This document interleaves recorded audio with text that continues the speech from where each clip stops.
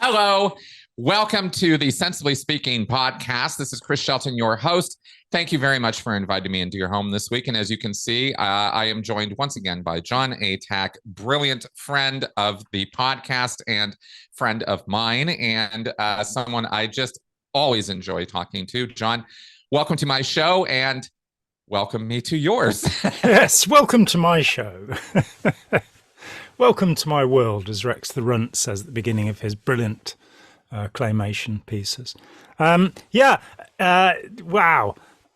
Yesterday, my YouTube feed disgorged a recent video by Roger Waters, one of the culturally the most influential people of his generation, the man who wrote the lyrics to Dark Side of the Moon and The Wall and many other Pink Floyd pieces, and a just incredible, perceptive, admirable person in many ways, though not if you were in the same band as him. Apparently there were some troubles along the way, but yeah, more than a couple, if I remember right.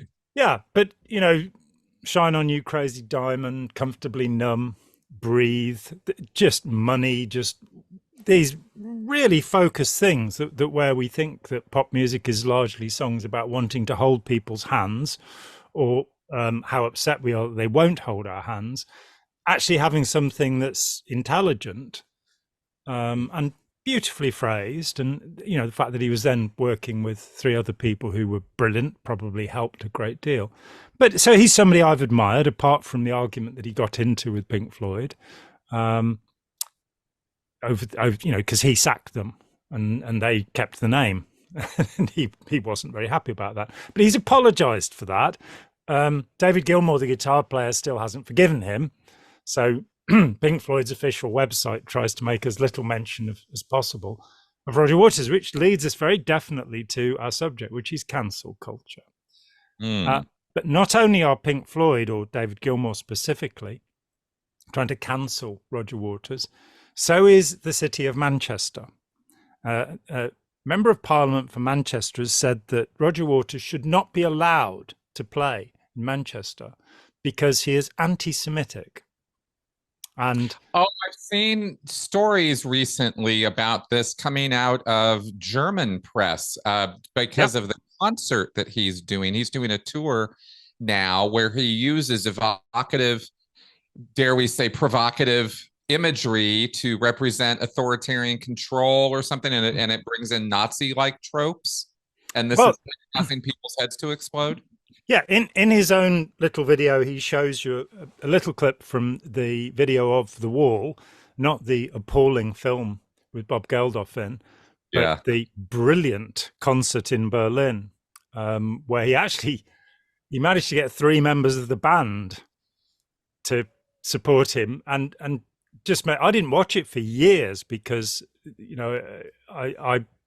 it wasn't Pink Floyd, and it's like, what are they doing? But then when I did watch it a couple of years ago, it was absolutely mind-blowing. It's so strong. So they're in Berlin. It's, I think, a year after the wall came down, so about 1991. And they do a concert at the wall about the wall. And I think I remember that. Didn't they build the wall and then break it all down at the end? Yeah, which was part of the Pink Floyd way of doing it. They build this massive polystyrene blocks in front of the band.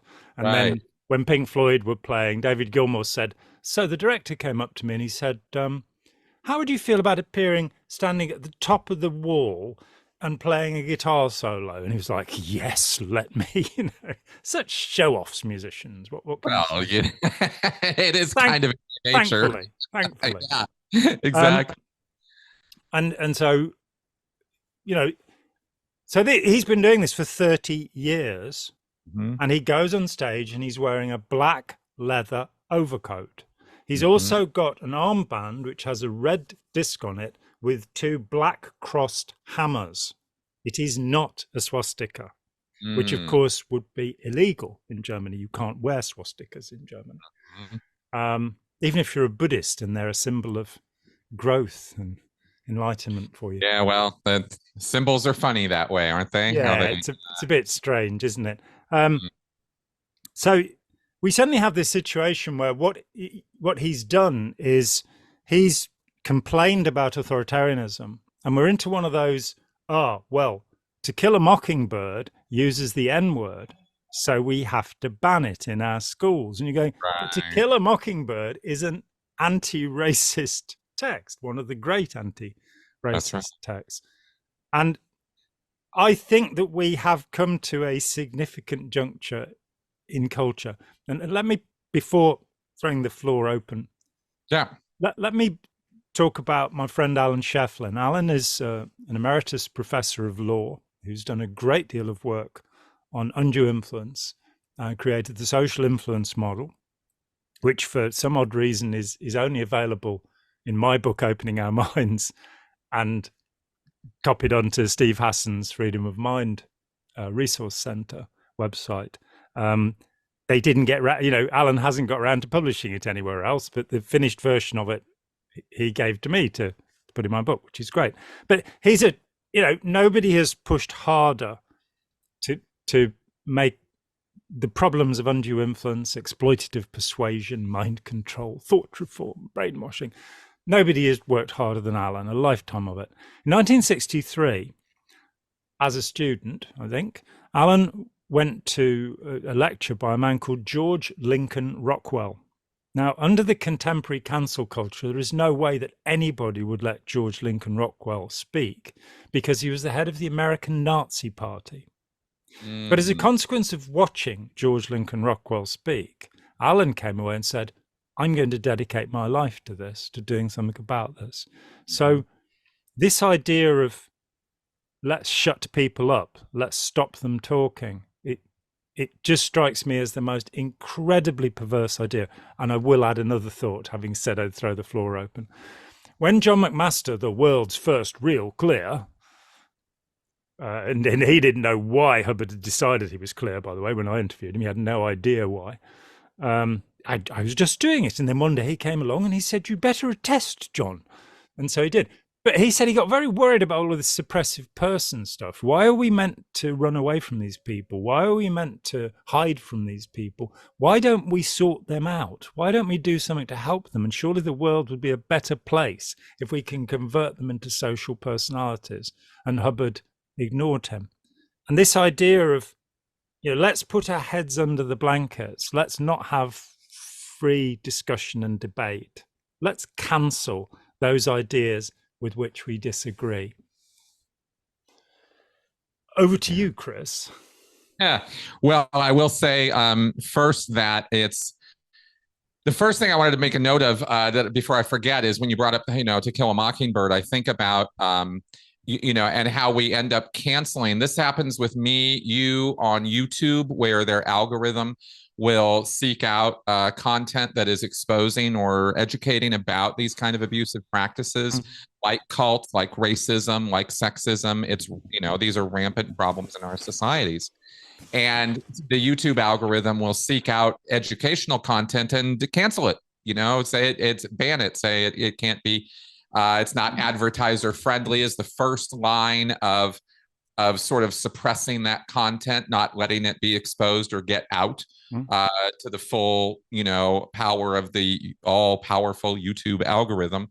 Or they just don't recommend it at all, where, you might as well just have not made it because you'd have to specifically be looking for it to find it. Or they just take it down entirely and cancel your channel. And I've seen abuses of every one of those levels taken against educational channels and channels that are trying to expose and educate about this sort of thing. So we're really bad at this. We are really, really bad at engaging with provocative, difficult, even incendiary ideas. This has been a problem for us for a very, very, very long time. And it's built into the way we deal with it, even at the computer algorithm level now. I understand the difficulties because I have them myself. I get very, very upset. I have a high willingness to try to talk to people and deal with difficult issues. But sometimes some things people say, especially when they start making it personal in the conversation and they start ad homineming and insulting and and taking it out on me as a person, not just, they engage with attacking me rather than the idea. Yep. Ad hominem, as you say. Yeah, that really sets me off. I have triggers, I have buttons on that, right? And I get really, really upset. So I understand that urge to just, cancel, just block and move on, block and move on. And often there are times when you're dealing with people who are not trying to have an honest conversation with you. They're not trying to meet you at the level of ideas. They are just needling you or trolling your work. And so differentiating sometimes, though, is difficult in the moment. I've messed up on both sides, right? I've canceled trolls, and I've canceled people who weren't trolling, who really were just trying to talk. But I misperceived it, So I'm bringing all of this up just to show that even when you are somebody who really tries to pay attention to your emotional state and intellectual ideas, and the ideas separate from the person, and these, even when you're trying to bring these principles into the conversation or into the situation, it's still difficult. It's still really, really difficult sometimes to engage with very, very with ideas that you perceive as destructive to other people, because there are these moral issues that come into play. I think that's where that power and that emotion comes from, is the morality of it, but this is wrong. This is wrong, and I don't want anybody seeing this or learning about this or hearing about this. But the fact is, I guess, going full circle on this, coming back to issues like Kill a Mockingbird, or I think about Schindler's List as a movie example of, you have got to have the freedom to demonstrate and show visually, audially, whatever, the horror, the bad. You have to be able to show as bad as it gets. And if that's showing or hearing the N-word, or that's showing or hearing the levels of racism and lynchings and sexual assaults and the full gamut of awful that people get up to in our history against each other, in order to educate and inform, you have to be able to go all the way.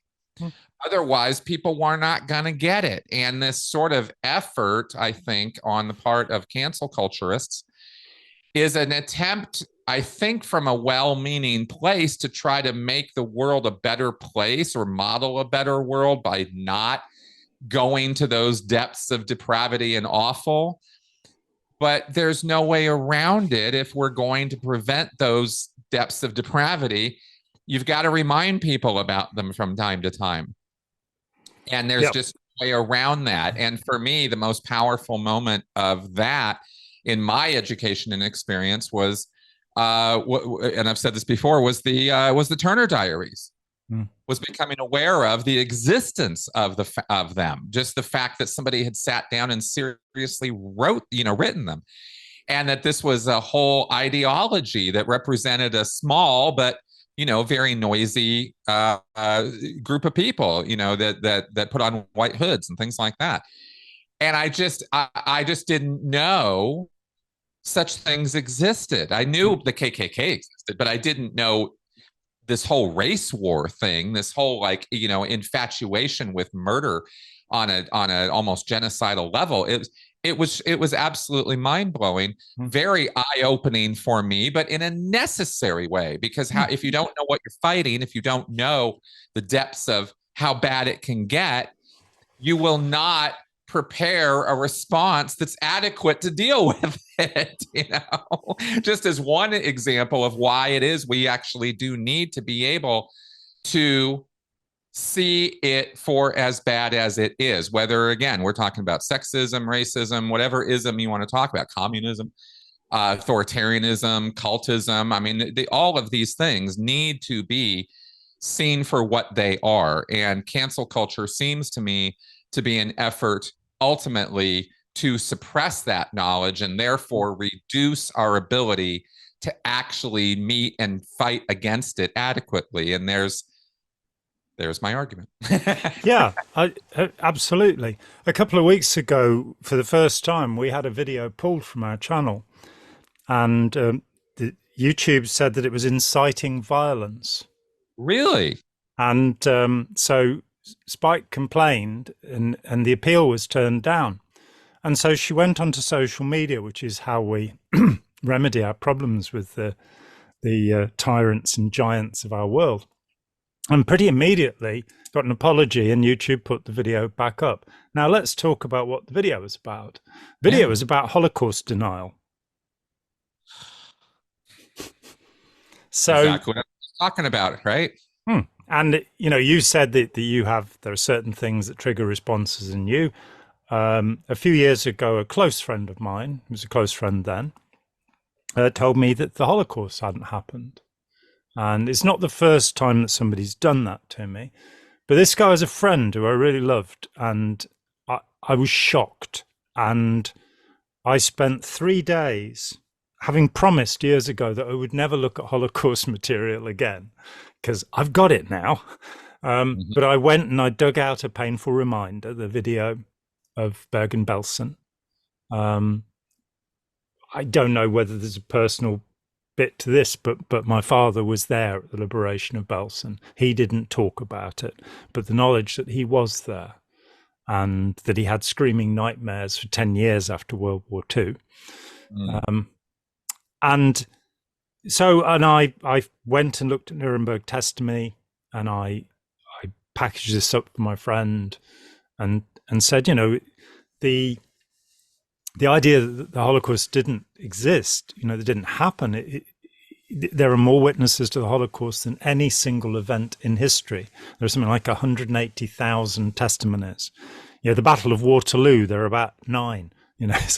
So something happened there, that Rudolf Höss, who was the first camp commandant at Auschwitz at the Nuremberg trials, when he was asked if he had executed 1.25 million people, said executed und exterminated. He used the deputy commander confirmed this on the witness stand. And my guest Edwin Stratton, a dear friend for many years, he listed 23 books about the Holocaust, not about the Nazis, about the Holocaust, that he'd read in preparation to understand this problem, and that's why I called upon him to talk about it. Among this is the 3-volume analysis of how many people died, where this guy actually checked the records throughout Europe and was able to show that 6 million Jews had disappeared from history. The assertion is not that 6 million people died in the camps. That's the Einsatzgruppen moving through Eastern Europe, that, Babi Yar, the many murders that you can see. There's a dreadful film called Come and See about the murder of Belarusian Jews. There is just so much there to think about and talk about. And in a cancel culture, the problem is, one of the problems is this polarization, this I'm right and you're wrong. And I must say that I found myself, I'd spent 3 days putting this material together. I sent it to my friend. There was no reply. I've been in touch with him a few times since, but he was evidently so upset by whatever had happened between us. And he quite rightly pointed out to me in a conversation that I was angry, which is extraordinarily unusual for me.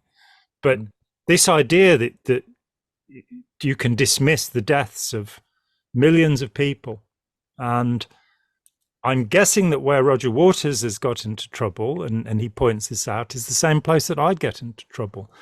I think that what's happening at the moment in Palestine, in Gaza, on the West Bank, in Israel, it is appalling. I think the way that Palestinian Arabs are being treated and Israeli Arabs are being treated is appalling. And I think that not from some remote,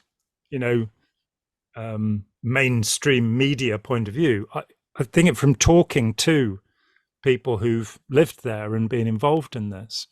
And So the idea that if I criticize the Israeli government, the right-wing government of Israel, for its making second-class citizens, for a form of segregation, a form of apartheid that is functioning in their country, they will immediately say, you're anti-Semitic.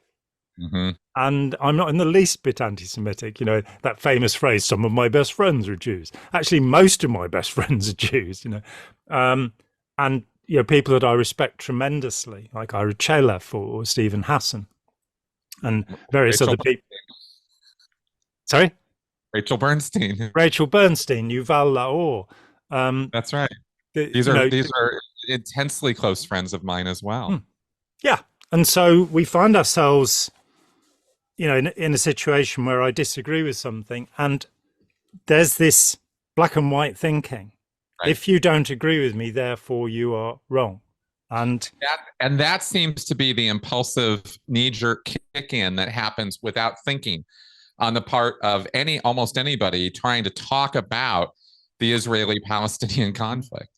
It's so black and white. It's so you're immediately categorized. If you're not categorizing yourself on one side or the other, somebody else is happy to do it for you. And you know, okay, let's go there. I've done it. Israel exists. I don't think that it's sensible to try and stop it from existing, but to try and turn it into a secular democracy, which it is not. A pluralistic secular democracy would be a really good idea.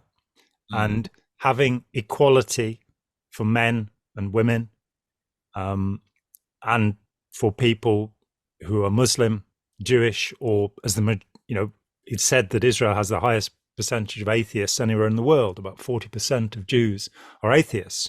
So they're not bound by their religious belief. And yet... It's more of a cultural thing for them, isn't it? I got deeply into this because I was asked to co-write a chapter for a book called Psychiatry and Anti-Semitism, which I co-wrote with Steve Hassan. And I just got confused. It's, what do we mean by anti-Semitism? You know, let's find that out. So I read Shlomo Sand, The Invention of the Jewish People. Shlomo is a professor of history at Tel Aviv University. And I read, I think it's The Bible and the Sword by Barbara Tuchman for a history of the Jewish people, to find out what is a Semite, to be against this thing, what is it? Now, and what I discovered in simple terms, and you know, this goes back a while, I read Arthur Koestler's 13th Tribe about 40 years ago, where he puts forward the view that the majority of the Jews who've gone to Israel have no heritage there. They have no ancestors there. They were part of the conversion of the Khazar people in Eastern Europe, where Islam and Christianity came up against each other, and there's this country that's a boundary, and the king of the country converts his whole population to Judaism, because evidently that means he can choose which side he's going to go with while his country is the buffer zone. This was a long time ago. This is something like the 9th century. And genetic analysis more recently tends towards the view, and we're going to get some trolls here, tends towards the view that the ancestors, that the Jews, the modern descendants of the Jews from that part of the world, from Israel and Judea, the two Jewish kingdoms, that those people are the contemporary Palestinian Arabs. Really? That's a contention based on genetic analysis. Yeah. And if you add to the genetic analysis, linguistic analysis, which shows that the Palestinians are a quite distinct group from the other Arabs around them, this too points towards the idea that they are the descendants of the occupants of this place. We have a myth, the diaspora, the idea that in 70 AD, the temple was burned down, the Emperor Titus then, you know, blew the Jews out across the world. In fact, the diaspora had already happened, that the Jews, people who belonged to this faith, had already spread throughout the Roman Empire and continued so to do. So we get into confusion. if 40% of contemporary Israelis are atheists, this is not a religious identity that they have. It's a cultural. That's why I brought up cultural. Yeah, that's why I thought it was a cultural phenomenon more so than a strictly religious one. You can convert to Judaic practices, but I was under the impression it was more of a, sort of lineage cultural sort of genetic thing, I guess. I gotta say straight up, I want to say a couple of things right off for anybody whose heads are already exploding over what the very topic that we're talking about here today.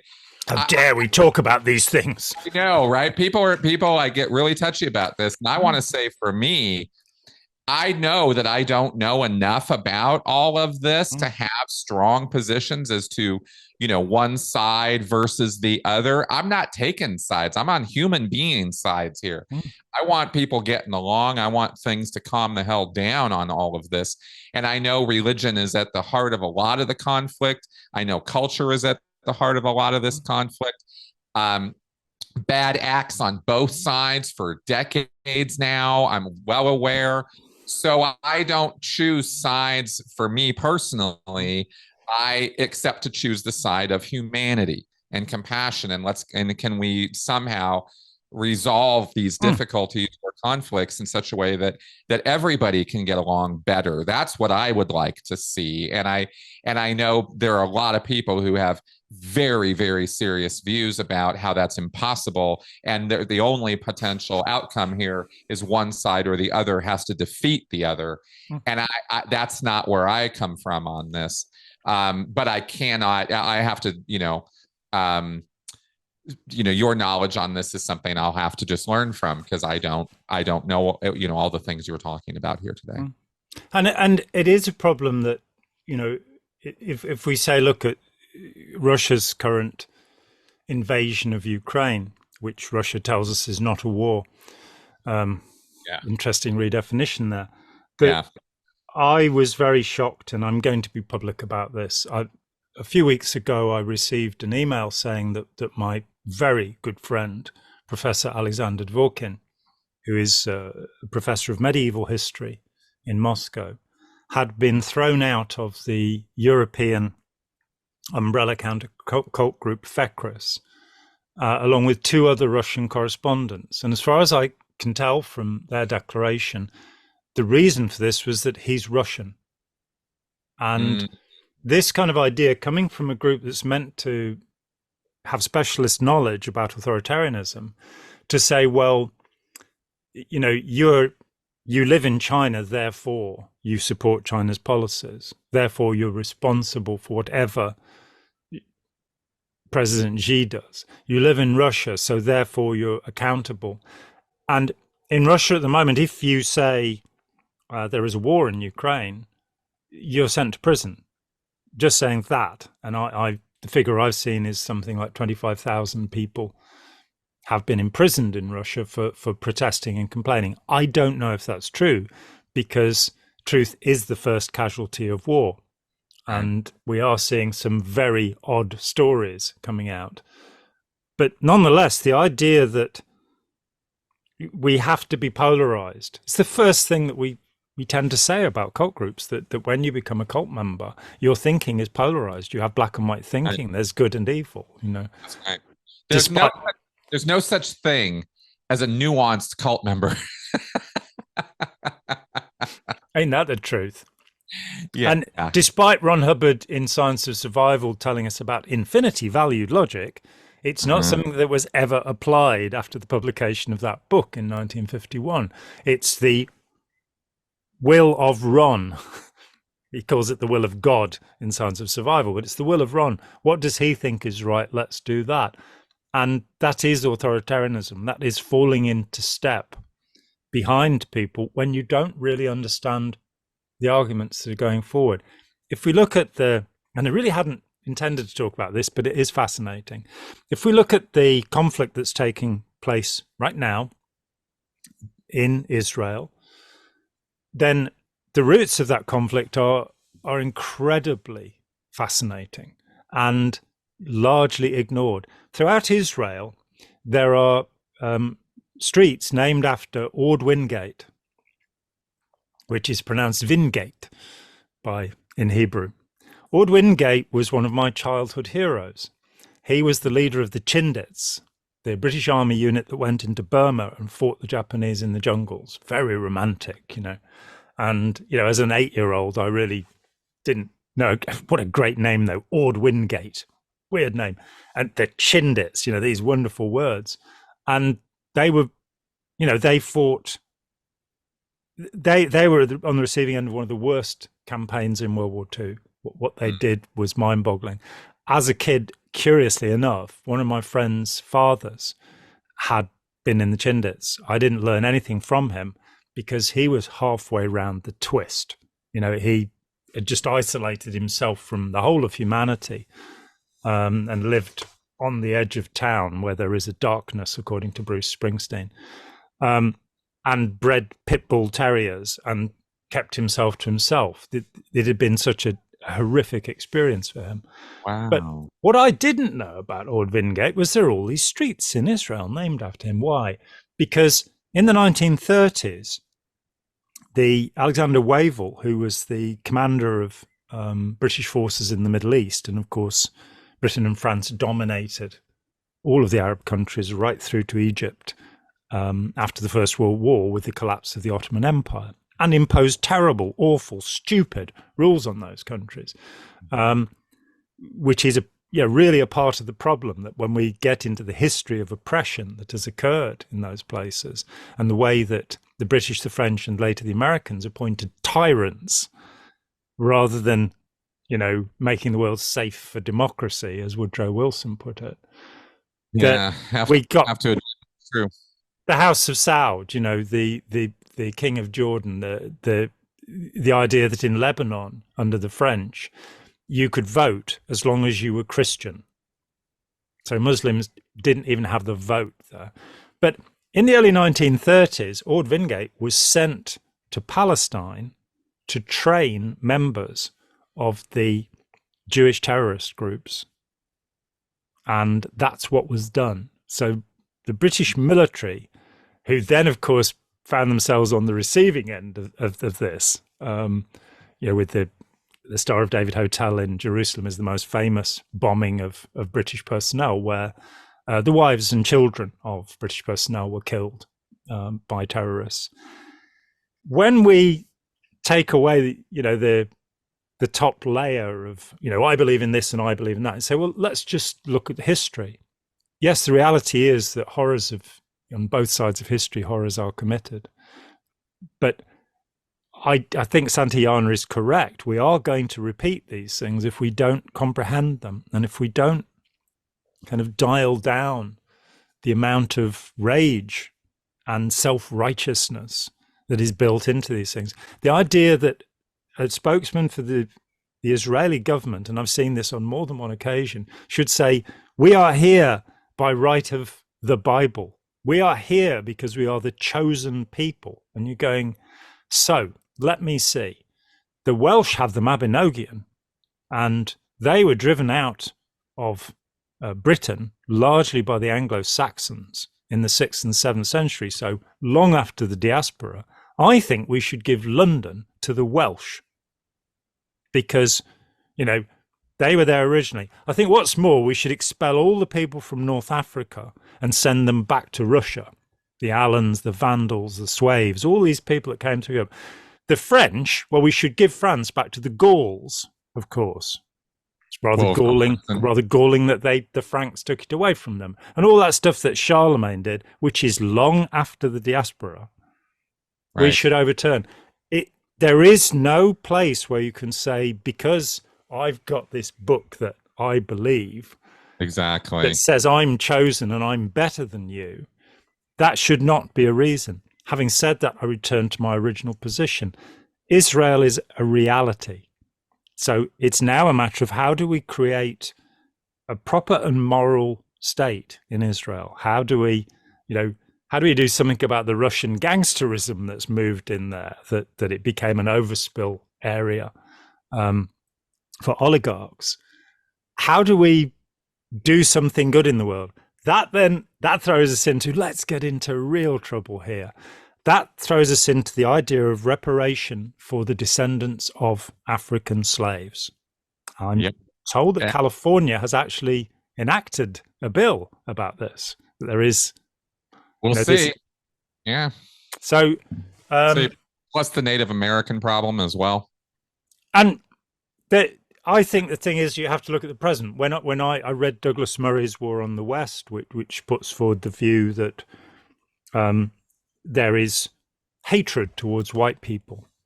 There is this white guilt. There is this sense of now.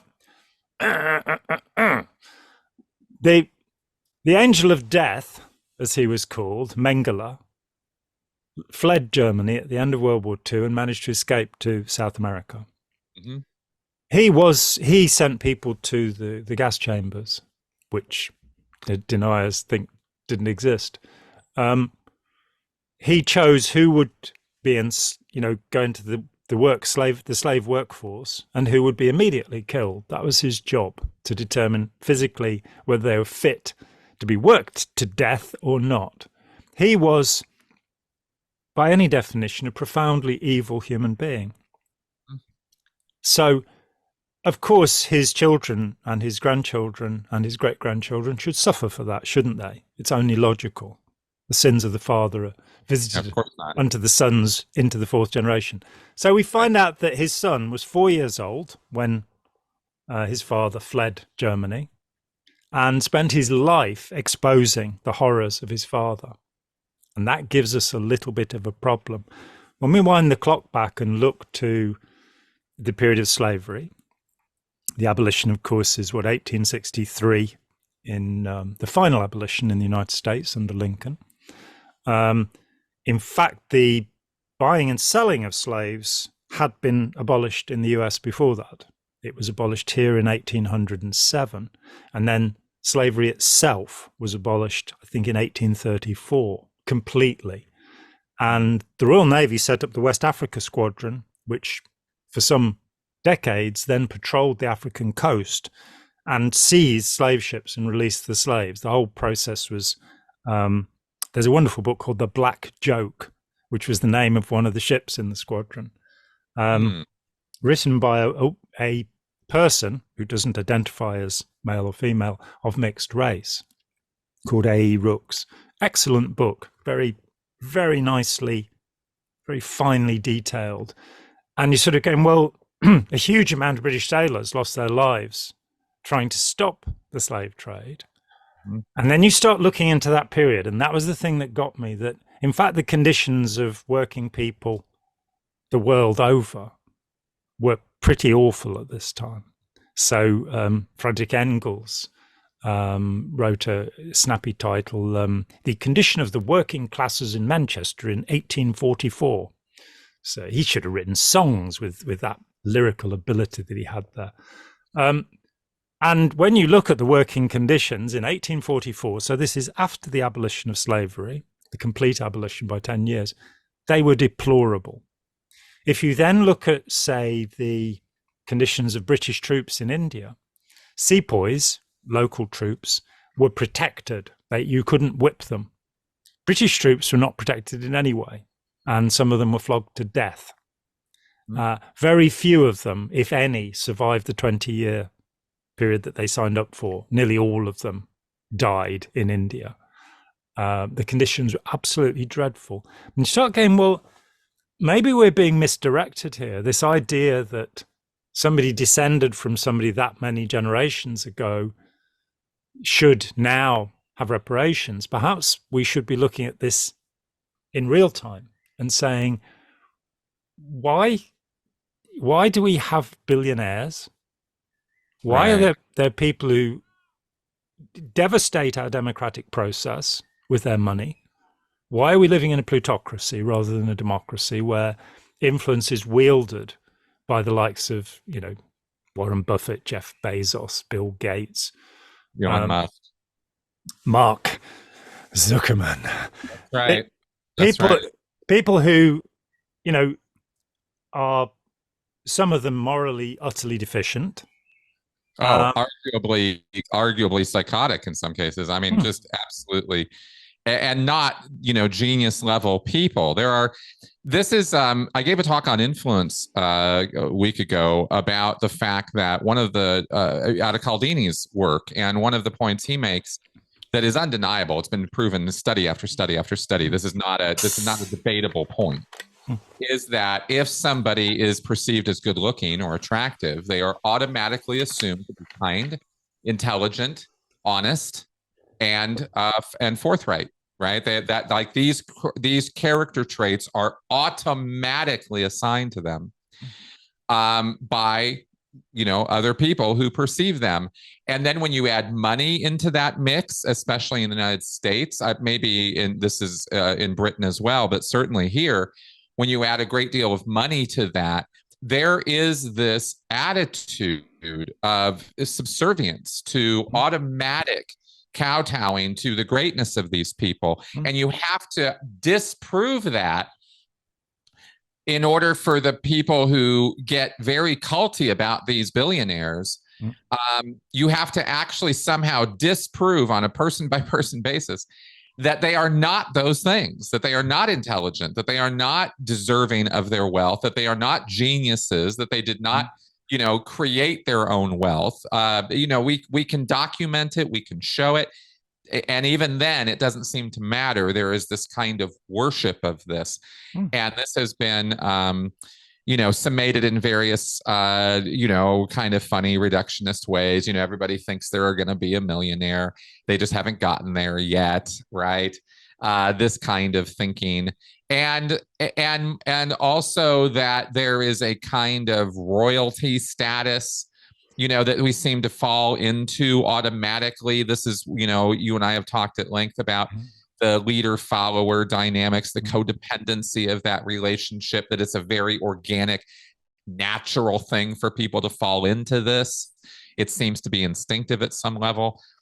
But this worship of the billionaire is where things go, really cross lines that are just ridiculous. I mean, I've had long arguments with both in person and on social media with people who just think we'll die on this hill of defending the rights of billionaires to exist, and how important they are, and how they're the ones who create jobs. Our economy wouldn't work without billionaires. Completely ignoring the other side of the equation here, which is the billionaires can't exist without us and without our sort of idol worship of them. So it's a very bizarre thing to watch play out, to watch people fall into line with this. I really don't have a full explanation for why people do this, but they do, and they do it like again and again and again. And this is also part of Trumpism. He's a self-made man. I could be like him, therefore I will idolize him. When people have, you're having to deny so many facts. A lot of what we're talking about today comes out of our, this emotional reactionary denialism. This like, oh, well, it has to be this way, and so I will not look at any of these facts that tell me otherwise, right? Whether it's about Holocaust, whether it's about Israel, or whether it's about billionaires, people just don't want to look at the facts of this when they've already made up their mind that this is how it is, And which brings us to that same essential point that we will forever return to, which is the sense of certainty, the feelings of knowing that William James talked about and called noesis. That once we've decided that something is true, then the cognitive dissonance evoked by disagreement only strengthens our belief. That's right. And to grow up, intellectually, to become adult as human beings, means to take responsibility for ideas, responsibility for beliefs. And so, if we look at Donald J. Trump, realizing that Fred Trump, his dad, was a barbarous and vicious man who took him to Norman Vincent Peale's church. So Donald Trump is officially a member of a cult group, the Positive Thinking cult group. He was pastored into that. He's then sent to military academy because he was a rebellious child to try and break him and bring him in. And the dealings with the mafia that are happening behind that, the criminality, the way that he developed the Commodore Hotel, for example, and the tax break that he really would not have got from, by I'm claiming money that's meant to go to the housing of the poor to build, to rebuild a hotel for millionaires. Just crazy, mad things, step by step by step. Of course, you can say something very similar about the icon of the Democrats, John Fitzgerald Kennedy, that he too, his father was a bootlegger. He was a criminal. That's how he made his money. He was withdrawn as ambassador to London by Franklin Delano Roosevelt because he was pro-Hitler. Yeah. So there's his dad, Joe Kennedy, bootlegger, massive criminal, supporter of Hitler, who then, so we are told, uses mafia money to get his son elected. So, and all that comes around this. So I've hopefully trodden on Republican and Democrat toes at this point. So the hate mail should be just pouring in. The thing is how to come to some kind of conclusion about this. I feel when I look at history that we're largely looking at the history of tyranny. We're largely looking at kings, queens, presidents, people who have engaged in warfare for egotistical reasons, mostly, and have caused devastation and destruction. And when we trace it back, we get to an origination of this particular idea, this worship of the leader, which comes all the way from Sumeria.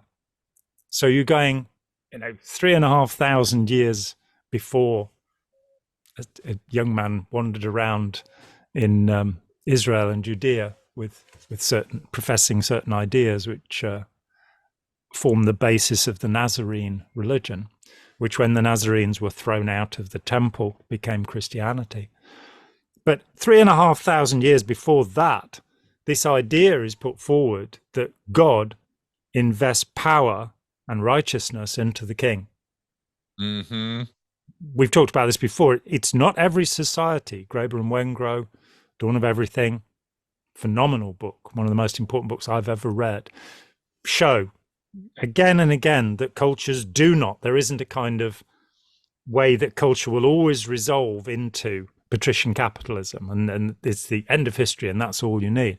But there have been societies that were truly egalitarian, truly democratic. Ours are not. Ours are still this strange intermixture of plutocracy and democracy. And so we have these power struggles which are not actually focused on what is beneficial for humanity. They're based upon, I'm infatuated with the leader. I think Tony Blair or Boris Johnson or whoever is a superhuman being and that we should trust them, even though I can't tell you why. I can't explain how it was that Tony Blair, for example, in 1998 in Chicago gave his famous peacekeeper speech, which I believe is the origin of the Second Gulf War. It's not George W. Bush. It's this politician who's got this mad idea, which he puts forward, that we shouldn't just police areas where dreadful things are happening. We should look to leaders who we don't like the sound of and depose them. So, which is why Saddam Hussein came into the frame. And we know now that he had nothing to do with 9/11. It was a revenge act, And this 1998 speech by Blair sounds like something that's already echoing sentiments that, again, I'm not going to get all into all the grisly details of all of this, because it goes back decades.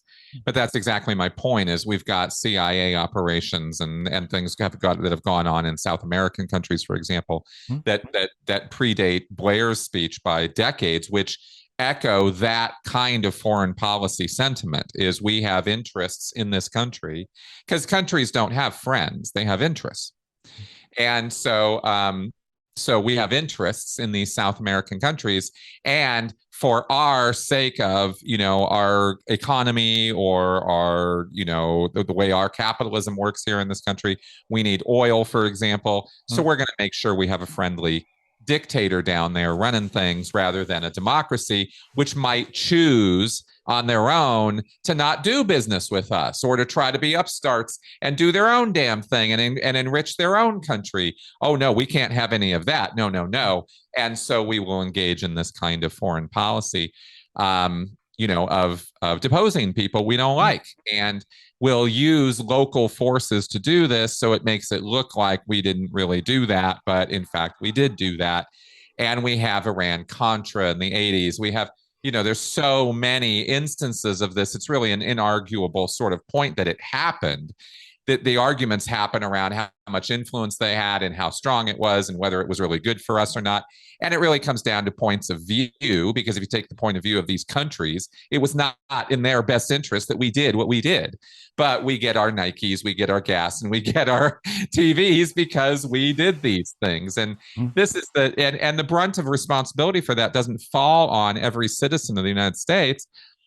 It's just, but we could do the favor of at least acknowledging the historical reality of that, and maybe take some responsibility for that. Maybe try to push in a direction of can we do this better? Like that's kind of how I see it. Is not about the blame game so much as, well, if we can recognize the problem as what it is, that our leaders have chosen these paths to take to enrich us at the cost of them. Maybe we could rethink how we do these things, but that's an awful big ask for your average Joe citizen. Yeah, absolutely true. And I think we have to start with the history. I think, for example, the film The Report, about the torture report on Guantanamo Bay, it is a very, very good starting point to look at contemporary events and say, we haven't resolved these problems. Wherever the quick fix has been, let's, keep Somoza as the dictator in Nicaragua, for example, or put another, person in the same way. Wherever that's been put forward as a solution, in fact, it's ultimately led to a collapse of relations. It's led to left-wing governments. If we look at what happened in Venezuela and the complete catastrophe of one of the oil-rich countries in the world that claims to be socialist and has actually been a dictatorship, a fascist dictatorship. Or look at, say, Iran, that in 1953, Kermit, what a great name, Kermit Roosevelt, working for the CIA and British intelligence, deposes a democratic government and puts a man who Amnesty International have described as the worst figure of the late 20th century, a man who tortured people will-high, nil-high. I had the interesting experience of getting to know somebody who'd worked in his bodyguard. And are we talking about the Shah of Iran? The Shah of Iran, yes. Who was deposed in 1979 by Khomeini, right? By the Ayatollah Khomeini. And that we then see the pendulum swing, that if you go in and you, for the sake of democracy and oil, overthrow a democratic regime, you will get something like the Iranian Revolution, where we are now seeing the consequence of that. And Iran it's a fascinating place, because intellectually you are dealing firstly with one of the oldest cultures in the world, one of the most civilized and developed cultures in the world, which is largely ignored. We talk about Egypt, we talk about Greece, but because Persia was the enemy of Greece, again, this polarization has happened. And so not realizing that they did things like washing, they weren't filthy and brutish like Europeans at the time were.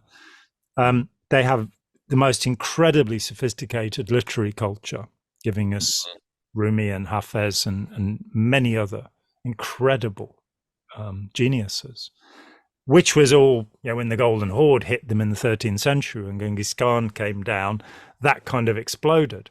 But nonetheless, this is a culture which has a very strong intellectual reservoir. A lot of work on genetics has been done in Iran. Of course, they've developed nuclear things as well, which they're not meant to, really. We're allowed to, but they mustn't, because they'll be dangerous, whereas we're safe. You can trust us with our nuclear weapons. I mean, let's face it, we let India and Pakistan develop atomic bombs, so, the world's a very safe place. But the consequence of duplicity, deception, and sadism, looking at, I do understand why the 17 now, is it, US intelligence agencies? Whoa. Why they that we know about. Yeah. I understand why they're upset and concerned about what might be happening in the world, but I think that it's like, the movie A Beautiful Mind, where we find that a man who was a paranoid schizophrenic actually designed the US defense policy. And he himself in interviews said, they listened to me. I'm nuts, come on, but we got mutually assured destruction. We got domino theory. We got all of these ideas coming out of this paranoid think tank that are then applied. It's very similar to, if you're looking back in history, to Henry VIII, back in the 16th century, who broke from the Catholic Church because he wanted to have sex with a woman who was not his wife, fundamentally, and have her children recognized as his heirs. But he was a vicious bastard. When you look at what he did, it's just, Holocaust. He destroyed anybody who came up against him. His daughter, good Queen Bess, Queen Elizabeth I, who all English schoolboys love, actually spent more time with her chief torturer than any other court official. I think that says something about her character. What would happen if you stripped this bit?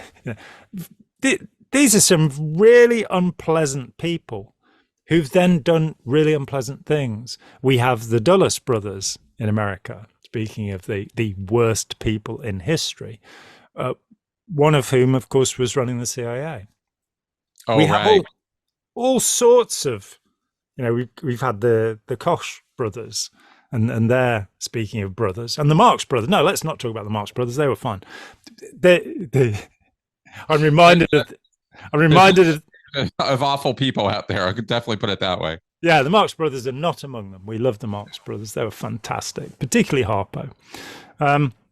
Well, let me ask you a question. Let me interrupt you for a second here and ask you a question about this, because yes, there are litanies and laundry lists of awful people throughout history who have done awful things across the entire political and geopolitical spectrum, from China to the Philippines to the Americas to the Britons to Europe to Africa, Latin America, even Canada. We can find not Canada. Oh, Canada. Yes, you have your atrocities as well. Yeah, blame Canada. Yeah. Oh, I will definitely blame Canada all day long. As South Park have told us. Syrup.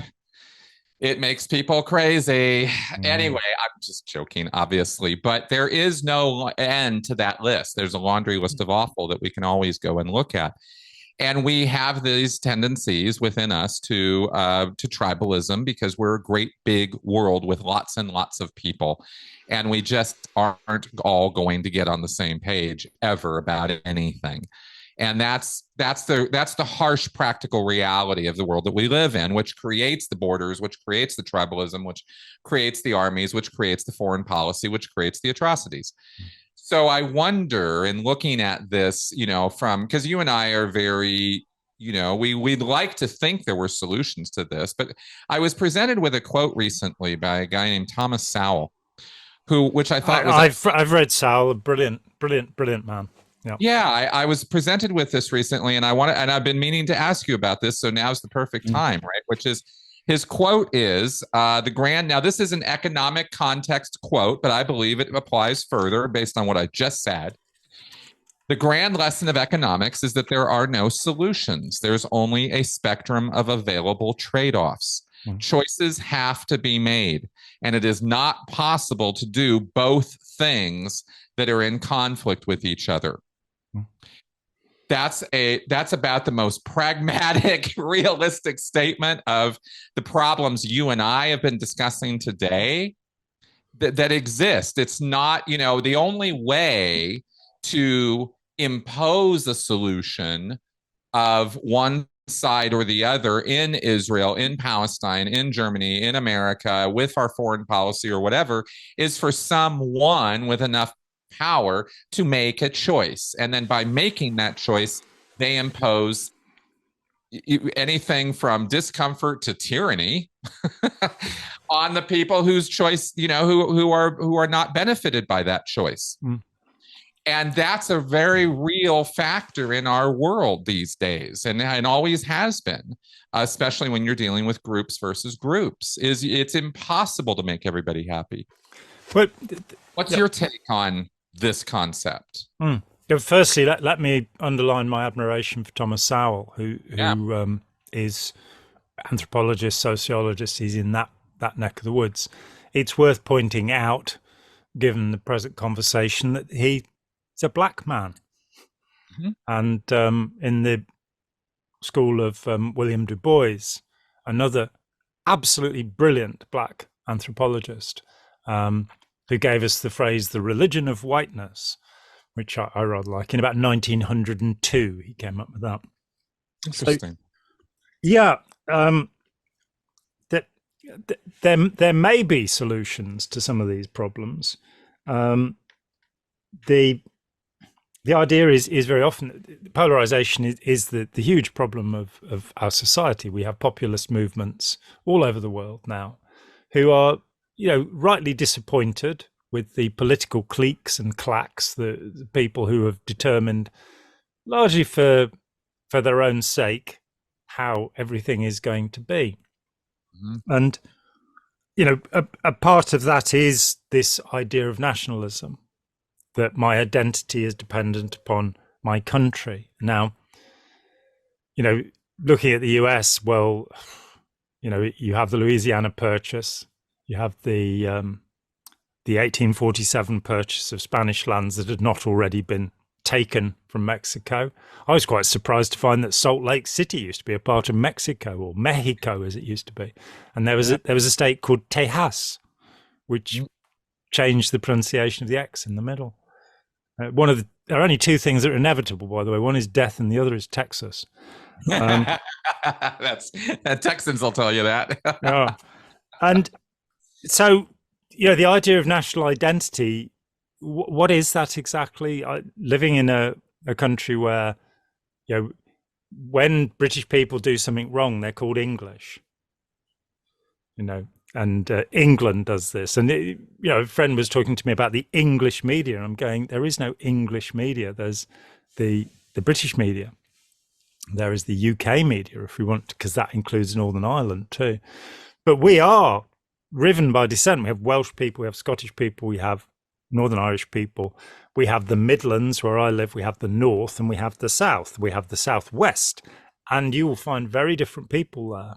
And the idea of, that we belong to this identity, we've got to do things for king and country, we've got to do things because we belong to this. I was talking to a Republican who told me, a couple of years ago, he told me he was a patriot, and I said, let's go and look that word up, because I'm not sure what it means. And we looked it up, and it was like, fundamentally, you'd be willing to kill to protect other members of your nation. So it boils down to, and I'm sort of going, so you told me that you don't like immigrants, so you wouldn't be willing to protect people who've, become naturalized Americans because they're, and and you're not very keen on Democrats, so you wouldn't be willing to protect them. And in the end, it's sort of, why do we consider ourselves to be identified in this way? And Northern Ireland becomes relevant. I knew a psychology student many years ago, 30 years ago, who did his dissertation on identity. And he was from Northern Ireland. And he said it was really fascinating that when he asked people in England who they were, what they were, they'd generally answer with their trade. So they say, I'm a doctor, I'm a carpenter, I'm a teacher, what have you. In Northern Ireland, they'd say, I'm British. And of course, that's the one thing they aren't. They're members of the United Kingdom of Britain and Northern Ireland. Right. So these would be Protestants, of course. It wouldn't be among the Catholic community beings. But this sense of my identity is that. And you then kind of go, well, who are Germans? When did, Germany's 1871, the unification of Germany? It's pretty modern. Italy. There were a lot of states in Italy that didn't want to be part of the big country. Oh, hell, then you go out to something like, because you're describing quite well small geographical areas with huge differences, just miles apart from one another. You bring that same kind of that's a microcosm of what we see here in the United States, which is arguably, 9 to 11 different countries. Yep. Divided either by geographical features or cultural differences. And vast differences. It's just that the distances are greater because America's so damn big. I imagine, and India is the same way, broken down into lots and lots of different states, and each one has their own identity. Yeah. Huge. You can't just talk about an Indian and speak accurately about that. And I know that much, even if I can't tell you the name of any of those states. I know human nature, and I know how that works, right? And so you divide up those territories. Jesus, probably the biggest example of this is Russia. What's a Russian? What the hell is a Russian? You got 13 time zones, 15. It's insane how much territory there is there, and the number of cultures and the number of states and independent areas and zones. It's unimaginable. So this point of patriotism and nationalism and what does this mean? It's symbolic. It's symbolic for our identity. And where I go is to a place of like protection and social networks and social hierarchies and stuff. I think for an individual, that's why it has appeal. But please carry on. I just wanted to insert some thoughts there. Absolutely, and highly relevant. And it brings us round to this notion of what is Semitic and what is anti-Semitic. In its origins, the word Semite is from the son of Noah called Shem. You had Ham, Shem, and Jaffa. And it's a joke that probably doesn't work in the US about Jaffa cakes, so we won't do that. Okay. Which is it's a kind of biscuit with orange marmalade and chocolate and stuff, and it's called a Jaffa cake because the orange marmalade would come from Jaffa oranges, I'm presuming. But the idea is there are Hamites, Semites, and Japhites, and the Semites are in fact the Arabs, the Habiru or Hebrews, and the Babylonians or Akkadians. They are the Semites. Now the word only applies to Jews. That's okay. I can take it, that words change in their meanings. Okay. That's interesting. Didn't know that. Yeah. So we find that the boundaries change and who's who changes, that there's a very interesting point in the Gospels where Jesus asks, who touched me? Because a woman had touched his robe. And she says, I did. And he says, I didn't come to feed the dogs. And she says, but even the dogs may beg scraps at table. And he says, for your faith, your daughter is cured. Now, what you've just heard is the reason that he's calling her a dog, which doesn't sound like a very Christian thing for Jesus to be doing, is because although she is of the Jewish faith, she is not of the Jewish people. She is a Syro-Phoenician. She's identified as a Syro-Phoenician woman. And this was a passage that baffled me as a teenager reading the Bible. This seems to be the most deplorable form of racism.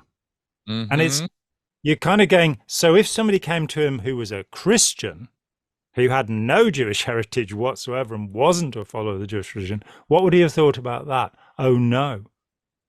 How are we to interpret? How are we to make sense of this? The way that I'm reading about John Andrew Collins, one of his books about William Branham and the Branham ministries, where you find that the identity movement in Christianity, this notion that talks about black people as being mud people or the serpent's seed, that there are people, millions of people in the world who believe themselves to belong to some sort of racial group that is somehow superior to other racial groups. The reality is our genes still contain Neanderthal elements, so the mix is way too much. What we have are cultures, and then we get pan-Germanism, pan-Slavism, which is what we're seeing with Russia invading Ukraine. People are ignorant of the pan-Slavic movement, which grew up at the same time as Aryan race theory at the very beginning of the 20th century in the Austro-Hungarian Empire. And there are people out there like Alexander Dugin, who talks to Putin and tells him what to think, who are actually putting forward this idea of distinct national identities. What Dugin wants to see, and I had to read the whole of one of his stupid books to find this out, because he's really not he doesn't articulate himself with clarity. But when you boil it down, what he wants to see is a return to the time of Ivan, who they call the awesome and we call the terrible. That where there are peasants and there are serfs, and that I don't know how many Russian people understand that this is actually what the leaders of Russia want. They want to see a reduction back to the ancient hierarchies, all caught up in some sort of, history dictates that we've got to believe this, or I'm part of that. All of the neo-Nazis in the US who actually have Slavic backgrounds and don't understand that to be a Nazi, you need a Führer, you need a leader, and they haven't got one. And B, Hitler he wanted to exterminate, he wanted the Slavs to be slaves. Right. That was the whole idea. So you've got somebody who's white and of Polish descent becoming a neo-Nazi without realizing that, in fact, no, they wouldn't be let in, they're excluded. Exactly. That's the word, because it's never these guys, these people who have these, delusions of grandeur and these grand plans and, trans global whatevers about taking power. They never imagine they're the ones who are going to be the peasants.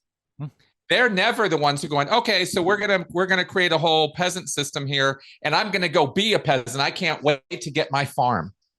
That's never the vision, right? It's always about elitism. It's always about, concentrating power in the hands of a few.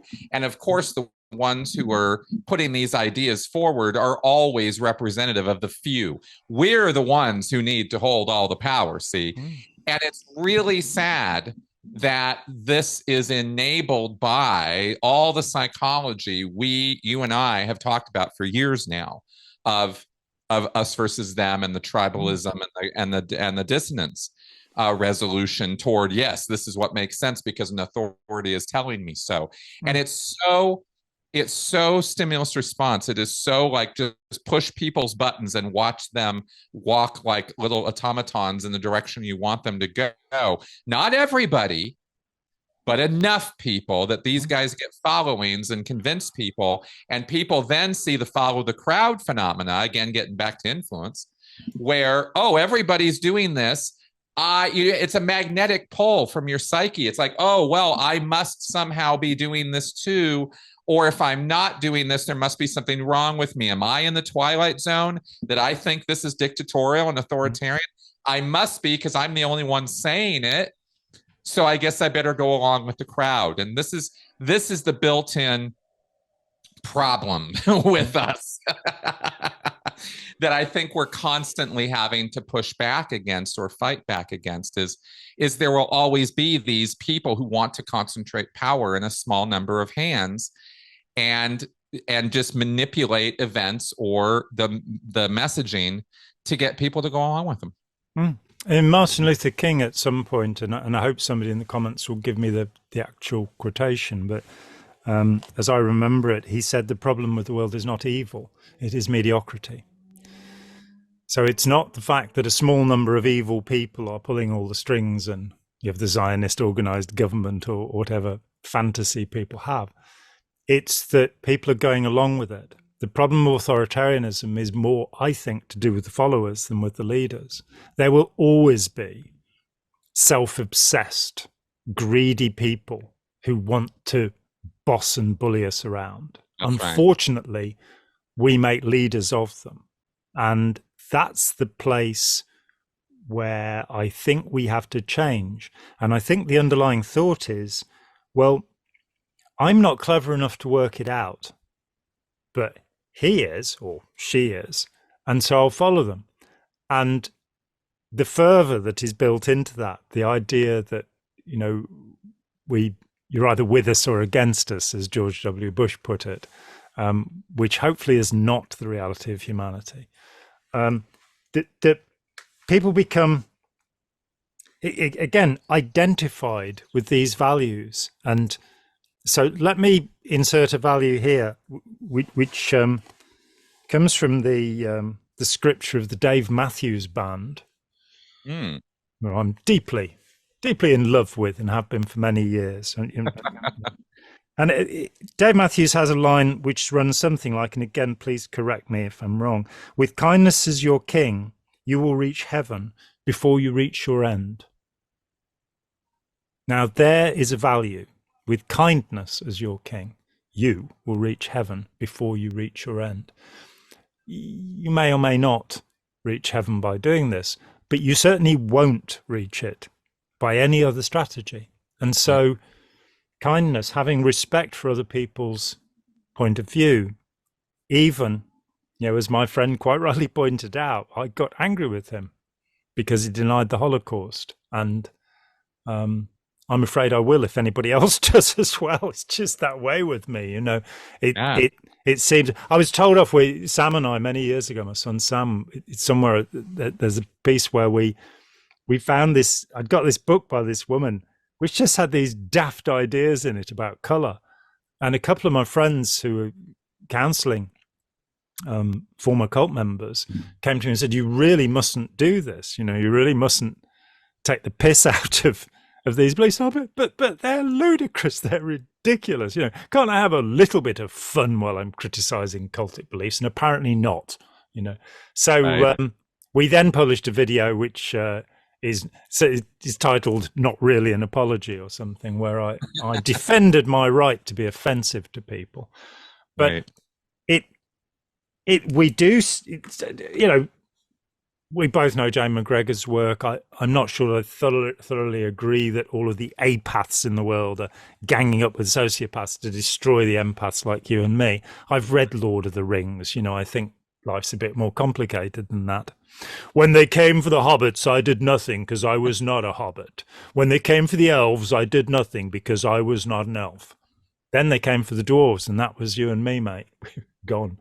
So I think life is a lot more nuanced, and there we have it, that we should be sitting back and going, yeah, that sounds like a stupid idea that person's bringing to me.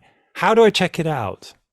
How do I find the authority of a source of information? We've now come to this place where the mainstream media, whoever that is governed by, I don't know, little aliens from Hobbiton or somewhere, the Markhab, you know, I don't know where from. This idea that you can't trust anything that's reported by the BBC. You can't trust anything you certainly can't trust anything that's reported by Fox News, let's face it. But that if you cannot trust any of your sources of information, how are you going to make determinations? Well, I think it's by the empirical method, by observation and experimentation. So when somebody comes along, like Isaac Newton, and says gravity makes things fall downward, you get by your apple tree and you wait, and sooner or later an apple will fall and it'll go downward.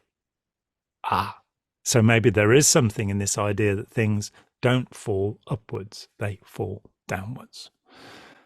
And I think we just having that curiosity, having that willingness to stand back from what we are being told and look at the information and say, well, yeah, is this a trustworthy source? Is this a person who's actually studied this? You know, we had, was it Sean Brooke, the guy who stood up at a meeting and said that anybody that had taken the COVID 19 vaccination would be dead or sterile within 3 to 5 years. And he was a PhD from Oxford and had published many papers. And we then find that his PhD is a PhD, it's not in medicine. He knows nothing about medicine. I think it was in education. And the Oxford he's talking about is in Ohio, I think. It wasn't Oxford University, the prestigious one. And that sense of what is the authority of this person? And is there another authority who disagrees with them? That was the great thing I got when I left Scientology. It was like any opinion that'd been put forward, where's a contrary opinion? So, we had Adele Davis, who was a complete con artist, telling us about nutrition, how to eat right to keep fit and all of this kind of stuff.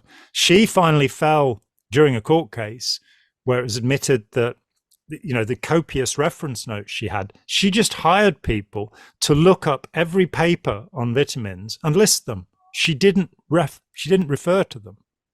Right. It was just false citations. They weren't really they weren't really sources that backed up what she was saying, but if you didn't go look and read the paper, you wouldn't know that. And that's a very easy thing to do. I mean, I was criticized a few years ago by the late Kathleen Mann, who did have a PhD, because she said, as usual, there were no reference notes in the piece I'd written. Now, I take exception to that. I went away and counted, and there are 1,100 reference notes in Let's Sell These People a Piece of Blue Sky. What's more, an Oxford graduate, and not Oxford, Ohio, the real one, he's now a professor, actually, but at the time he's on a master's degree, and he said that this is one of the nicest things anybody's ever said to me. He said that my work was better referenced than the work of his professors at Oxford. Because I don't just tell you what book it's in, I tell you what page in which edition it is. So you can go and check. So when a few years ago, Monica Pignotti wrote a comment on a video I did with Steve Hassan, because I'd made a mistake about Quentin Hubbard. I thought he'd done all of Scientology twice, because I'd been told that by an executive of Scientology, it should be a good authority source.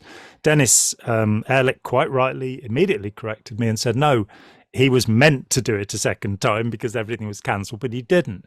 Monica Pignotti, bless her, added a note, if John's wrong about this, how can we trust anything else he's said? Right. Which I don't think was very helpful to ex-members of Scientology. And the answer is very careful referencing, being able to go and check documents. I had to check whether documents were fraudulent or not. And only one person in the 130 years now since Piece of Blue Sky was first published, only one person has ever mentioned to me that there's a newspaper article in there dated the 30th of February. And that just shows, I've left it in there because I like it. But it showed that, in fact, it's a forgery. And it was Hubbard actually faking an article to say he'd achieved something when he hadn't. I'm deeply into the notion of scientific history. History is not anymore written by the victors solely. It is not a Mississippi of lies, as Voltaire said. And in fact, it was a book on Holocaust denial by, what's his name? It's Michael Grobman and Michael, he's in the Skeptics Society. He's written lots of things. Michael Shermer? Michael Shermer. In fact, if you'll forgive me for just one moment, I know where the book is. It's this book. Now, I got it as a part of a continuation of trying to explain to my friend why I'm pretty confident the Holocaust did occur.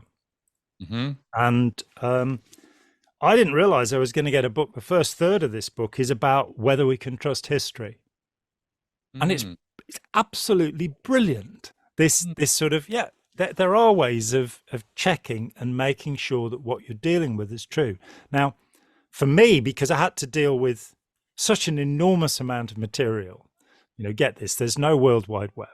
I had to go to, the Montana Historical Society or the ancient and mystical order of the Rosicrucians, who told me that, yes, indeed, Ron Hubbard had taken the neophyte degree. I had to go to the US Navy to get the records. And those things are now, curiously, available on the World Wide Web. Right. Since 1996, as I recollect, because that's when we put them there. So it's made it relatively easy. But one of the things that really struck me about authenticity is consistency. So when I was, Michael Lynn Shannon had dug out Ron Hubbard's grades from George Washington University before he was put on probation there for not being much of a student.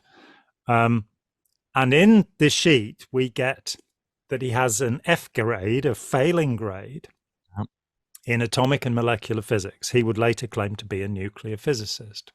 Now, that's pretty good evidence, but I've got better evidence. And that is, on the 23rd of September 1950, Ron Hubbard gave a talk called Introduction to Dianetics. And in that talk, he said, when I was at George Washington University, I failed. I got an F grade in atomic and molecular. Now, the amazing thing is that I'd used that material long before David Miscavige actually made it public. I wouldn't have known that he'd actually agreed with me without that. But consistency, fitting things together and saying, well, this document goes against what I've read. And, the evaluation that people will have, so that there are people who are commenting about Scientology who are absolutely determined to believe that Ron Hubbard created a system that will liberate you spiritually. It will give you supernatural powers. It will make you invulnerable. It will mean that no disease can come near you. It will mean that you have emotional equanimity. It will mean that you have a fantastic intelligence. All of these things. It doesn't matter how much evidence you produce. If you say, well, here are the claims that Hubbard made about all of the ones I've just said, he could also raise people from the dead and cure leukemia and cancer, according to his claims and his books, in books that are still published. People still wish to believe this, even though it's completely inconsistent with reality, that there are no clears, that if there was a single person who had supernatural powers, then they would use those powers to silence you and me. Exactly. Let me read into the record a statement by one of the people that I regard as a teacher, a great teacher. This is John Stuart Mill. Love this guy. And it's from absolutely, his writing is beautiful and comprehensible. He also, I was having a conversation with somebody about a psychiatrist friend about Father's Day, because he'd come up with some rather lurid examples from the Greek mythology and the Hindu mythology of not being a very good dad. And, they might have a few examples in Greek mythology of that. Well, I was thinking actually that we could make Father's Day cards, which are Goya's pictures of Saturn eating his children, to show you that this is a bad idea. Maybe fathers could send them to their children just to remind them. But John Stuart Mill is an example of somebody who actually had a very good father, because his father was also a philosopher and brought him up to be a very decent and tolerant man. In again, it's going to be a quotation from On Liberty, where he also said that a wife is a slave, that he'd recognized this terrible principle, and he acknowledges that he discusses all of his ideas with his wife, who is a great help to him in doing this. So anyway, he says here, this is from On Liberty, which I think every school child should read at some point. However unwillingly a person who has a strong opinion may admit the possibility that his opinion may be false, he ought to be moved by the consideration that, however true it may be, if it is not fully, frequently, and fearlessly discussed, it will be held as a dead dogma, not a living truth. And that's the place returning to the simple notion of cancel culture, we have to talk about stuff. It's true. It's true. We do. I want to not push back. I want to ask you about something, though, that has been on my mind the last couple of days because it has been on social media and all of that. This business of debating science with non-scientists. This is very specific, maybe, but it has to do with right now. And of course, this will post, in a few weeks. So this issue will probably have already come and gone, but it won't be the first or last or only time that this issue comes up, which is, okay, so here you have some, person that I'm going to describe, this is my take on it. Robert Kennedy Jr., or RFK Jr., right, who I consider a wingnut. I consider this man to be, the most unscientific proponent of nonsense I have seen in a very long time. And I don't think he has a real shot at the presidency or anything like that. But he is out there with Joe Rogan right now, stumping for debate against a very prominent virologist, scientist who I think he's a virologist, but he's somebody who's worked, very, very heavily and very, very hard on vaccines and on science. And there's this big thing of, well, we'll give $1 million to your charity if you'll come on the podcast and debate the science of this with Robert Kennedy Jr. And I'm like, screw that. Why? Because of the fact that this is not, there are some things that I don't know are debatable that way, and the point that I've made, and this is what I wanted to consult with you on here or ask you about. My position on this is a public debate over science with non-scientists is ridiculous because they don't understand what they're even talking about, or it's not a level playing field. But two, science is debated. It's debated every day by scientists, by people who actually bring to the table expertise and findings from studies that they have done or experiments they have run, which are run very controlled, very regulated activities. We've figured all of this out so that they are, the most objective ways we can possibly imagine to do these things. That's what, study design and experiment design is all about. And it's not perfect. It's not a perfect thing by any stretch of the imagination because human beings are doing it. But it's the best thing we've developed. And so when you have somebody who's outside of this field thinking they're going to bring this litany of facts and pseudoscientific nonsense to it, and we're going to debate these issues, I start having problems. I have a little bit of a problem with that. I think it's a context problem. I think in that situation, I have a problem. I don't think I'm saying by asserting that I am against debate. No. Or that I'm somehow pushing back on John Stuart Mill. I feel, in fact, I'm trying to come from a place of let's honestly engage in this advice that John Stuart Mill gives us, and let's vigorously talk about these things. But let's talk about them amongst people who actually know what they're talking about. That's a position I have. I'm curious, given the social, back and forth of all of this. Some people could agree with me. Other people go, oh, no, you must give RFK Jr. a platform, or you are censoring or banning free speech. And it's like, whoa.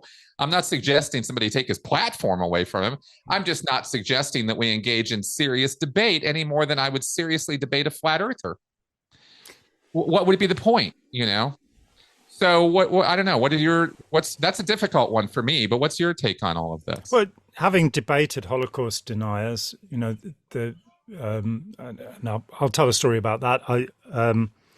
35 years ago, I gave a talk at the Skeptics Society at South Place Ethical Society, I think it's called.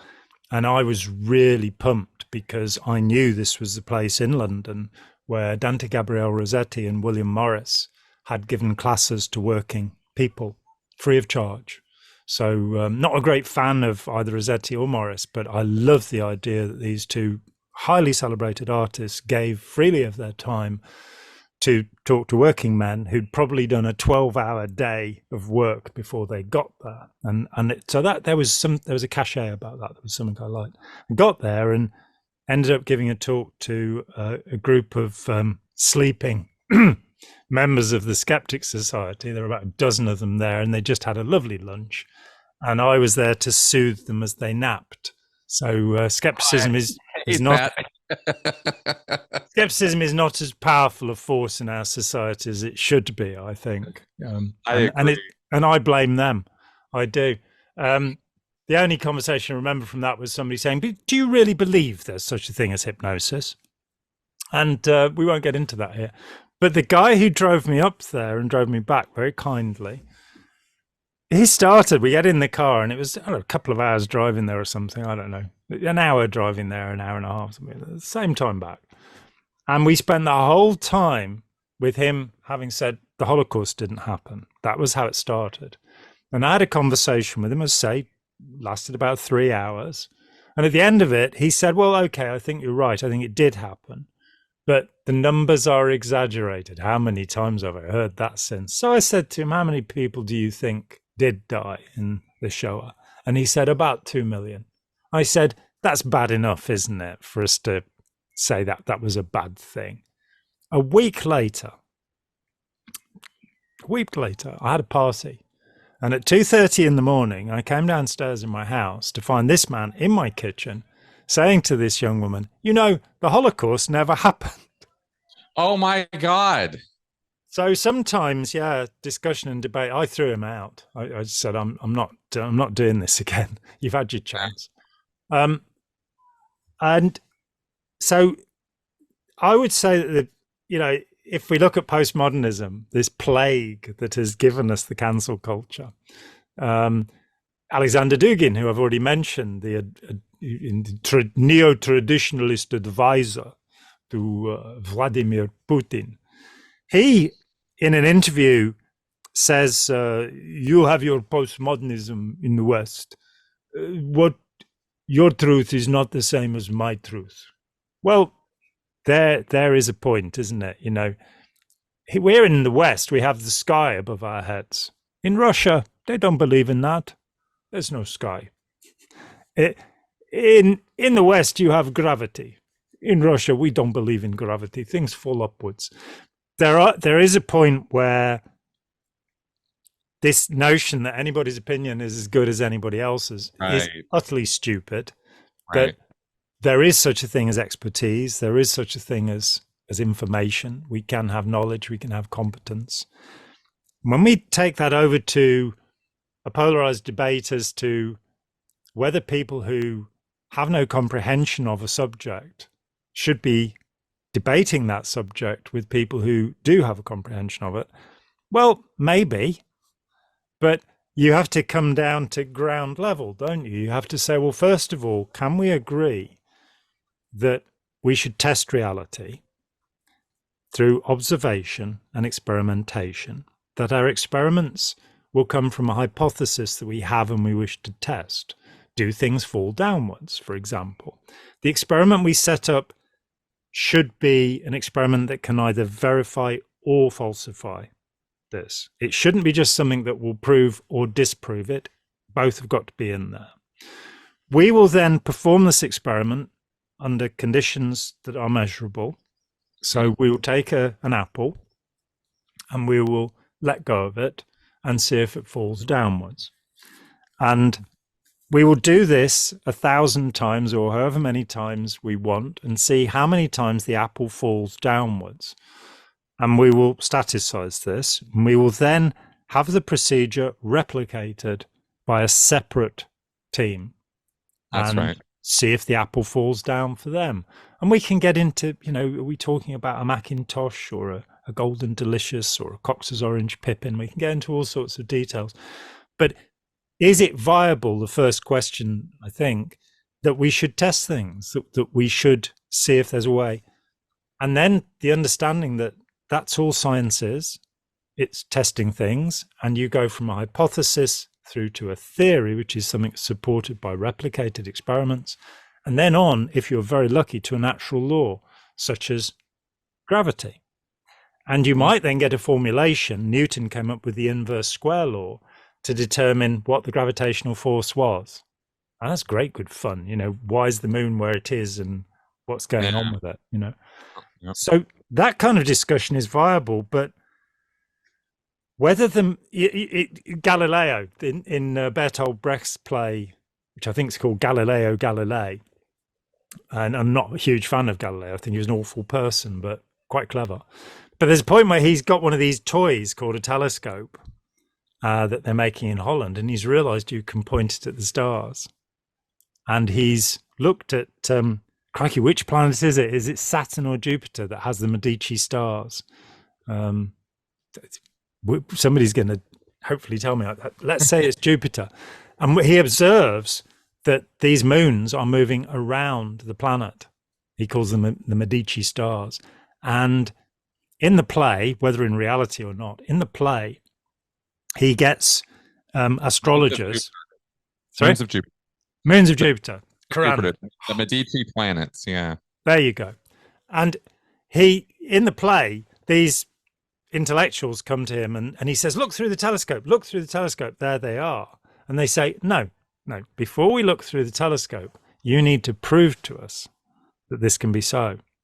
Because, of course, all the planets are fitted on crystal spheres and they're moving round. So if there can't be anything going round them, you know, the moon, the Earth is at the center, and the crystal spheres, there's one on the moon, there's all of these are on. And that is the point where discussion becomes useless. That talking about it without having evidence, without looking through the telescope, isn't going to be very useful. So the grounds of the discussion have to be broadened so that we're willing to understand that science is not a belief system. It's not a set of beliefs that a group of people, you know, go and recite every Sunday or Saturday or Friday or whatever day of the week. It's a set of investigations which lead to the understanding of theories and laws, and lead to actual realities. So that, for example, when I can't remember his name, but the guy stopped one of the water pumps in London because he reckoned that typhoid came from this, cholera and typhoid, and the disease diminished. And that led to the investigation of the water and ultimately to the understanding that these were bacterial diseases. And, you know, at a time in history when the founder of osteopathy, for example, ridiculed the idea of germs, everything that's wrong with you is to do with the position of the bones in your spine, as all osteopaths and chiropractors and McTimoney chiropractors know. That little bit of the history is pushed aside. But once we found something out like that, then we can do something about it. When that gets to vaccines, things get really complicated because we go back to the smallpox epidemic of the 1870s, and which swept through the world and caused a great many deaths. Now, let's first of all, scientifically, can we be sure it was smallpox? We could have an argument about what we ought to call this disease, whether it was the same disease, and so on and so forth. Or we can look at certain numbers. And I think it was Sweden.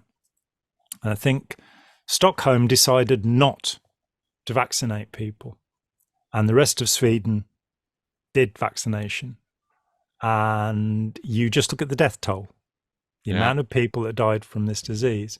So you've got some numbers that you can do something with. You've got something that will help you to understand the world and what's going on in it.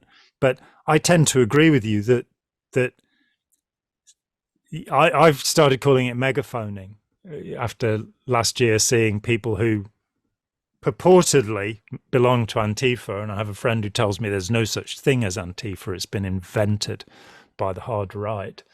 There is such a thing. They claimed they were members of it, and on the other side you'd got, I don't know if they were Proud Boys or what they were. Both sides have got megaphones.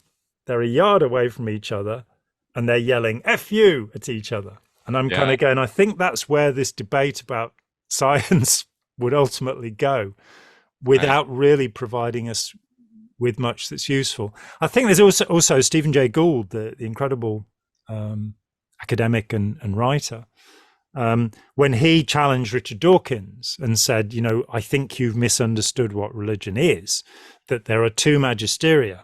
There is the magisterium of scientific investigation, but there is also the magisterium of qualia, of thought, of qualities and ideas.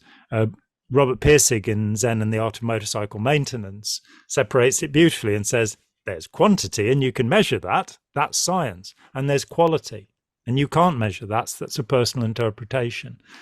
And while, as with the Daichi, what people call the yin yang, that you've in the little white tadpole, you've got a little black eye, and in the black tadpole, you've got a little white eye, because they move into each other. And so with science, things that we thought we couldn't quantify, we are actually beginning to quantify. But on the other hand, things that we were very sure of, so for example, that melatonin causes sleep, that serotonin causes happiness, that oxytocin gives us a buzz, and that blue light keeps us awake. All four of those things fell last year in meta-analysis. All four of those. I still disagree with that, by the way. Disagree with? Yeah. I disagree that we can just cancel all of that and none of it has anything to do with those feelings or emotions. I just don't think that that's a responsible thing to say. I just don't think that's true. So the meta-analysis of melatonin. A meta-analysis resulted in that. I think a lot more research needs to be done before we just conclude no one knew what they were talking about for 20 years. I just don't think that's a responsible thing to say. Okay, well, we're now talking about science. Because you've said that in a couple podcasts now, and I've just sort of sat here and just kind of went, okay.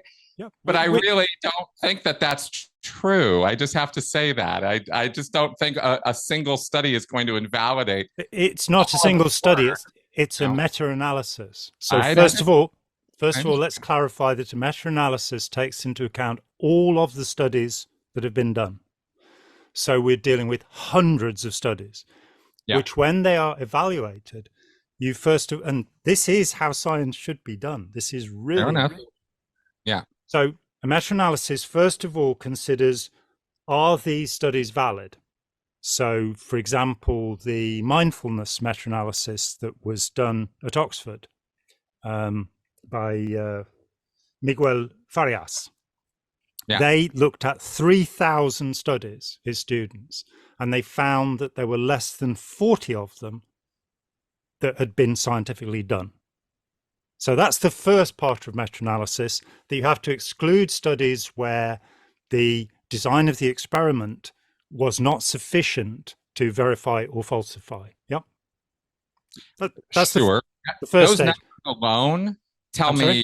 Those numbers alone tell me I need to look more into that, though, because to just say out of thousands of studies, only 40 of them were done scientifically is like, where are you pulling these studies from? Pseudoscience journal number 5? Like what? How does that make any sense? Studies. I can respond. No. No, I can respond very easily to that, Chris. New Scientist, which I try to read every week and have done for 30 years, very frequently carries studies of 12 people, 9 monkeys, 3 mice, or what have you. These fair enough. These have to be pushed to the side. We then have to look at gold standard studies where the gold standard in pharmaceutical science is held to be 1,000 people in the experiment. Mm-hmm. That then has to be replicated with another 1,000. The problem with the melatonin studies and with the serotonin studies and with the oxytocin studies and with the blue light studies is that most of them are too small to be considered. So they're pushed. I get that. Okay, I get that. They're pushed to the side. The meta-analysis then looks at what the results actually were. I can give you the results for one specific study that I read on melatonin. I have delayed sleep-wake phase disorder, which was diagnosed. I worked it out in my 30s that I must have it. It was either that or I was as lazy as people thought I was. But if I sleep from 4 in the morning till noon, I'm absolutely fine. And I hope I'm demonstrating a certain amount of memory concentration as we talk. Sure. If you take that sleep away from me, no. And I got to that. So I was prescribed melatonin, and I was in touch with the I don't remember her name, Josephine somebody, who was the head of research into melatonin in one of the British universities. She was one of the originators of these ideas. And I looked at her work. I firstly found that melatonin was completely ineffectual for me. I had it for a year. It didn't work. Okay. So, but that's just anecdotal. That's just my experience. Well, exactly, because I have the exact opposite experience with melatonin. And so you say it doesn't have anything to do with sleep, and I go, well, I'm sorry, but my own experience tells me otherwise. And I'm not. That doesn't refute scientific studies.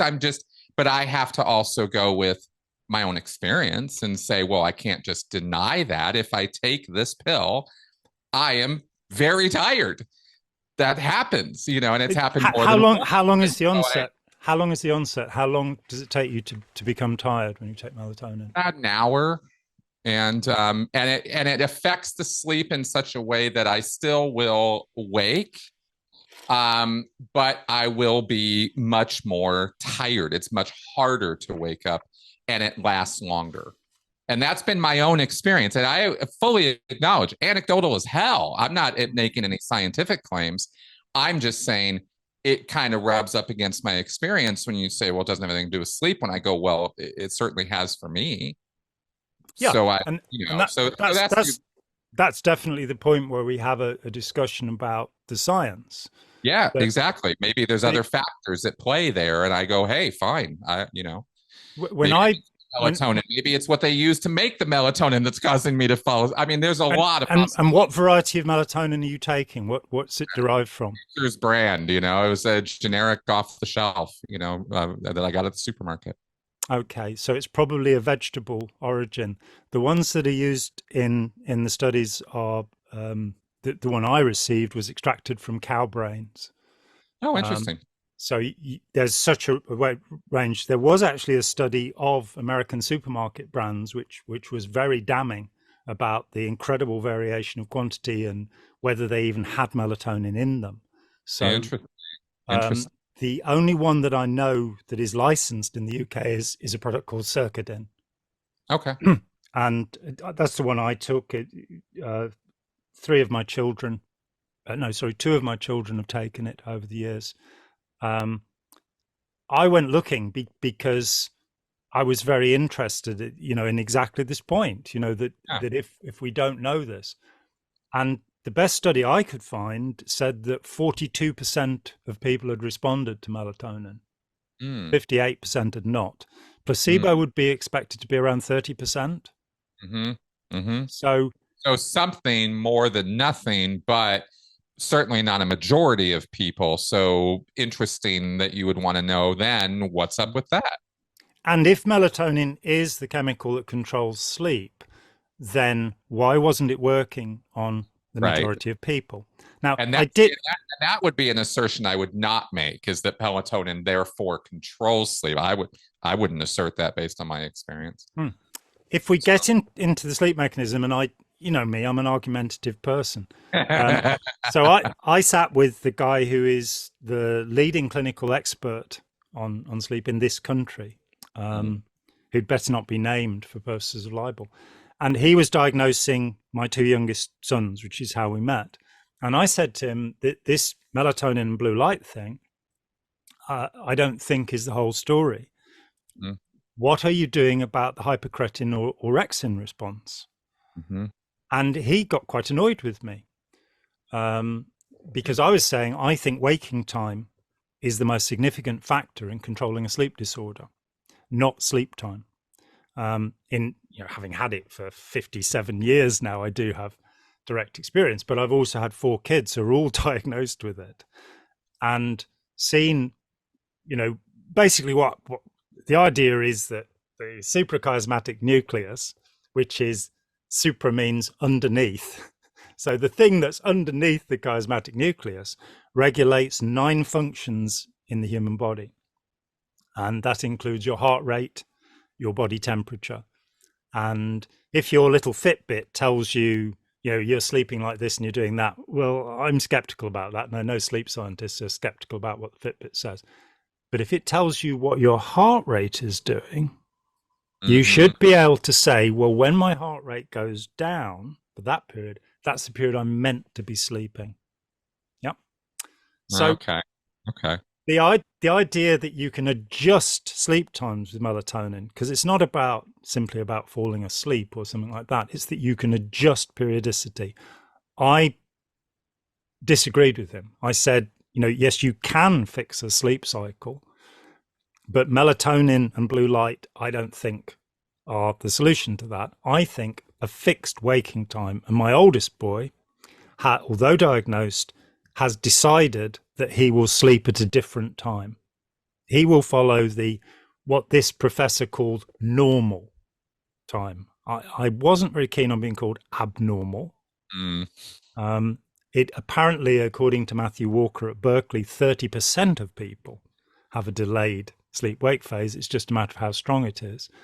I would strongly aver that, from observation and much of it, that people who are forced to work on shifts will tend towards obesity because their metabolism is being upset, and sleep and diet are fused together. That is your metabolism. So I put it to him that you have to look at cortisol, which is what wakes us up, along with hypercretin or orexin, depending which name you prefer for these. There are 2 forms of hypercretin or orexin, 1 and 2, or A and B. And with cortisol, they wake you up. And he said, I went to Chicago. This was the point where I knew that I'd annoyed the hell out of him. And I wanted to say, I've been to Chicago too, twice.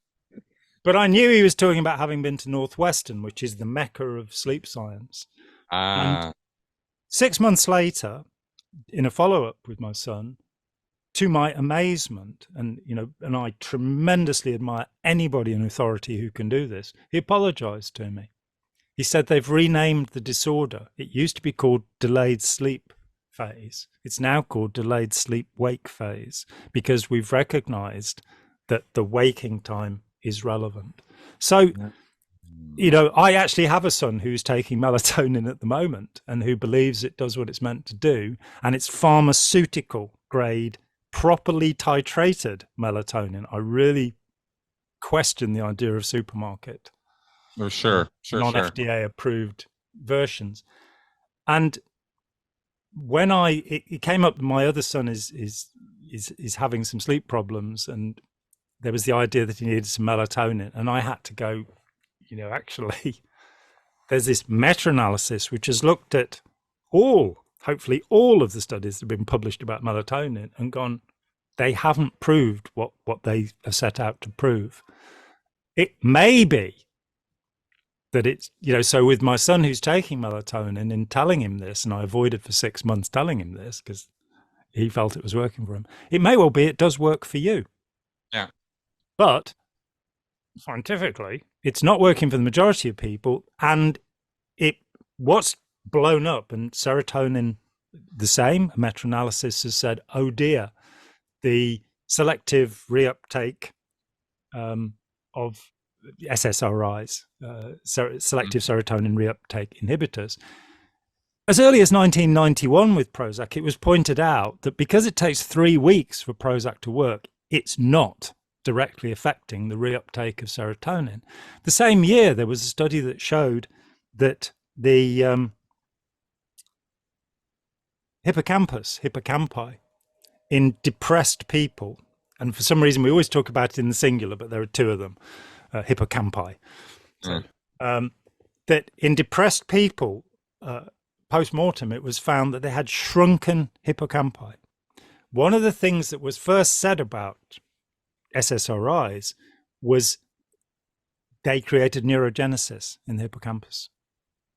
Now, I took it that, as that was 30 years ago, they'd understood that the reason it works is it allows you to grow new cells. Okay. This was an incredible piece of information, because up until then it was believed there was no creation of new brain cells. Yeah. In the age of 25, it's all downhill, mate. You're screwed. Now we've got this idea that we are all the time creating new cells. And we then got into neural pruning being a serious problem. And now the counter argument's just been put forward that it may be the absence of neural pruning that is causing schizophrenia in young people. That it's because they're not pruning out enough stuff. Who knows? But neurogenesis becomes vital to this problem. So serotonin in some parts of the brain is a poison. It is not something, you know, a psychiatrist friend of mine said that she stopped prescribing an SSRI to a patient because the patient said, give me some more happy pills. And she went, no, this is not the way to regulate your particular condition. For some people, it is very useful. For many people, it's not. In fact, in the 1990s, the Royal College of Psychiatrists in this country did a study of the prescription of SSRIs. And they said that general practitioners in medicine, 80% of the prescriptions were wrong prescriptions because they were giving this drug to people who were unhappy, not people who were clinically endogenously depressed, but people who are unhappy, you know, and they had a reason to be unhappy, and giving them an SSRI was a placebo.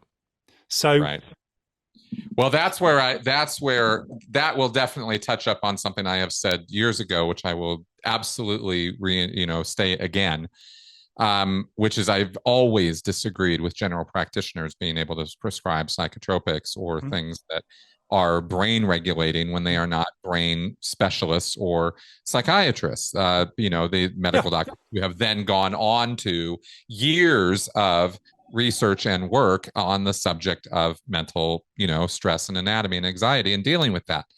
I despise the fact that general practitioners in America or in Western countries were given the right to do that. They shouldn't have it any more than I should be prescribing medications to people. They're just not qualified to do so in that realm. If you want to go fix a bone or something like that, a general practitioner is exactly who you go to. But when it comes to psychiatric disorders and the specialty of that, I don't think they should be anywhere near it. And I will absolutely, hold that line. That's a hill I would die on. Yeah, and for that exact reason, because they don't know what they're doing, and you get results like that where 80% of the people they're prescribing shouldn't be prescribed that. Their problem is something else. Yeah, and we have that problem in the whole field of medicine. That until the 1940s, gold standard tests were not being done of medicines. We then had the whole process hijacked by the pharmaceutical industry, partly because the tests have to be so stringent that it costs $1 billion to launch a new medicine. And so you've got to have a profit motive. When cannabis was, has repeatedly been put forward as medicine. In the 1940s, an extract called Synhexil was taken from cannabis. And one of Britain's leading specialists on depression said, we finally found something that's useful, that works. This is around the time that tricyclics will come along, which have a pretty overwhelming effect on many people who take them. The broad brush effect, it's called in medical textbooks. So he'd found something that he reckoned was very workable, but there was nothing he could do with it because it was an illegal drug. And there was nothing the pharmaceutical companies were going to do with it because you can't patent it. And you start, things start going off to the side and people will start self-administering. And, we're now in this place where cannabis has been legalized for medical use in, I think, 28 states in the United States. Here, we actually had to change an act of parliament because there was a ruling that cannabis had no medical benefits. Yep. We've had that. We're dealing with decades of that over here. Yeah. And so you get into this weird area where science doesn't matter, and it doesn't matter to the doctors either. you know. Well, you got to say that's true. You got to say that's true. Mm. I think I think my initial pushback on this, in terms of how we got onto this topic here with the serotonin study and the meta-analysis and stuff, is really a kickback against a reductionist conclusion based on this, right? This idea that what I'm pushing back on is not trying to push back on proper science properly done. I'm trying to push back on we've found now that it has nothing to do with this. And I go, I don't know that we can be quite so hasty in our conclusion or how we describe this, right? I mean, all these people who it's not what's been said in the meta-analysis. What's been said is we don't know what it does. And not it has nothing to do with, but we don't know anymore. And things that we have concluded with such certainty and which people have relied upon, it proves, and when you're talking about meta-analysis rather than a single study looking at something, if you have indeed, the example I give is Various, which I have to hand, this book, The Buddha Pill. He's the editor of the Oxford Handbook of Meditation. So he's a leading expert on mindfulness. And this is a book about mindfulness, about meditation. So let me find the if I can, sure. Yeah, the specific passage. Yeah, because there's a big wide difference between we have found this does nothing, and we have found I've not at any point said we have found this does nothing, Chris. I've said you kind of said that, and that was kind of where I was pushing back. If you can point it out to me, then I'd be interested to hear, because my understanding of the meta-analysis is we don't know what it does. And that's a statement that I can go, okay, good. Let's look further in. Let's look, what is that? You don't know what it does, but we have hints, or we have ideas, or we have something. I mean, it's doing something, and that's different from nothing. And that was, and right or wrong, good or bad, that was the impression I was getting from what you've said multiple times here. And if I'm wrong about that, fine. But that was the impression I was getting, and so that's certainly if you or anybody else can find a record of me saying that, then I will apologize for having misspoken. Otherwise, I think you better go and stand in the corner of the room with a little pointy hat on. Yeah. We have Farias, who is a mindfulness practitioner. Even after writing this book, he continues to practice meditation. He says, I felt dismayed, despite the anecdotal evidence on the merits of mindfulness meditation, and despite the hundreds of studies produced in the last 20 years, there was no robust scientific evidence that mindfulness has any substantial effect on our minds and behaviors. It was strange to come to this conclusion. I'd grown up believing in mind over body effects, and that meditation was the queen of techniques when it came to personal change. As an undergraduate, I tenaciously defended meditation's therapeutic value at a behavioral psychology class. With hindsight, I now acknowledge that old-fashioned behavioral strategies can do wonders. Basically, if you want to make people more empathic and compassionate, having them engage in behaviors where they actively help others may be better than meditating and saying goodwill mantras. And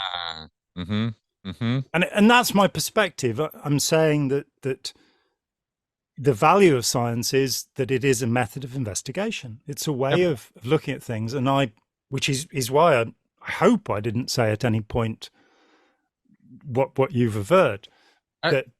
And I condemn you utterly for that, and I will be sending people round to deal with you for having. Yeah, you better, absolutely. I need to be dealt with. Definitely. Well, that's see, and what you just read was really good, because that's kind of where I'm sort of coming from a little bit on this. Is we have our sort of common, sort of look at this or view of this as, oh, well, these are the neurotransmitters, and the neurotransmitters do this, and therefore. And fine, if those were wrong conclusions, or they were hastily drawn, or they were not based on enough science to legitimize those conclusions, fine. I've really got no problem with that. But the idea that these things, I think where I was coming from, or where my mind goes, is, well, they're doing something. They're not there for no reason at all.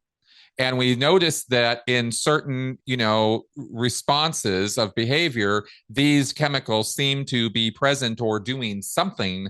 And maybe that's a factor. And maybe conclusions were drawn that they're too much of a factor, or they're the only cause of this or something. And fine, I'm willing to go, hey, people have definitely drawn wrong conclusions. You know what I mean? I guess I'm just a little hesitant to want to throw the baby out with the bathwater or something like that, and I don't want to go too far with this. And that's where my concerns come from. If the studies haven't proven the assertion, then there need to be more studies. Exactly. But let me give you a very simple example of, and there are a few, of tremendously misapplied ideas. The idea of the relationship of dopamine to Parkinson's disease. And this was held, and billions were spent on research into this idea of how do we get the dopamine system working again. And then a guy came along, and this film of him, I've seen it about 20 years ago, and he was a stuntman who in his 30s developed early onset Parkinson's, and he couldn't even put his jacket on, let alone doing these amazing acrobatics he'd been able to do. One of his friends said, have you ever tried MDMA? And he went, no. And his friend gave him MDMA. And they've done this. They gave him placebo. They gave him later on. And the transformation is astonishing. This guy was able to perform stunts when he was under the influence of MDMA, ecstasy, which I think is just being legalized in Australia finally, which the FDA has fast-tracked for use in PTSD in the US, where there's been a successful study.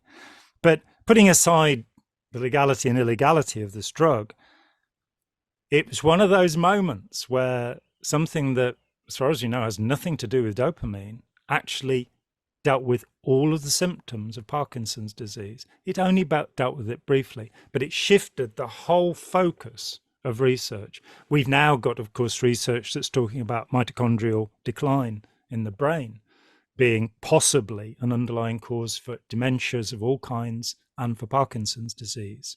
That as we get older, we simply don't regenerate the mitochondria in our brain cells properly.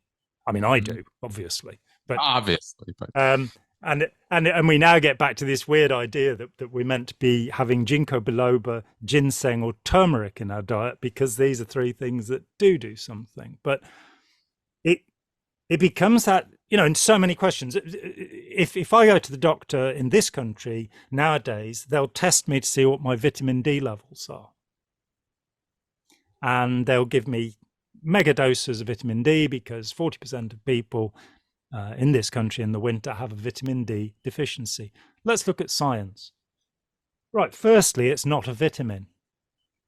Oh, what do you mean it's not a vitamin? How dare you say that, John? It's not a vitamin. It's manufactured within the body, and the definition of a vitamin is a substance that the body cannot produce that has to come from the outside, like vitamin C, for example.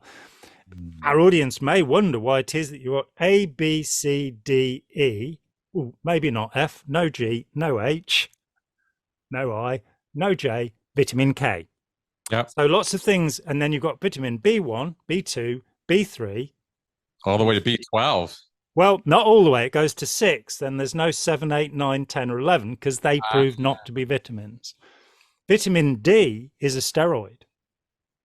It's produced from the interaction of sunlight on the human skin. It's the closest we can get to photosynthesis. And there was a study, and this does get frightening, of 500,000 people.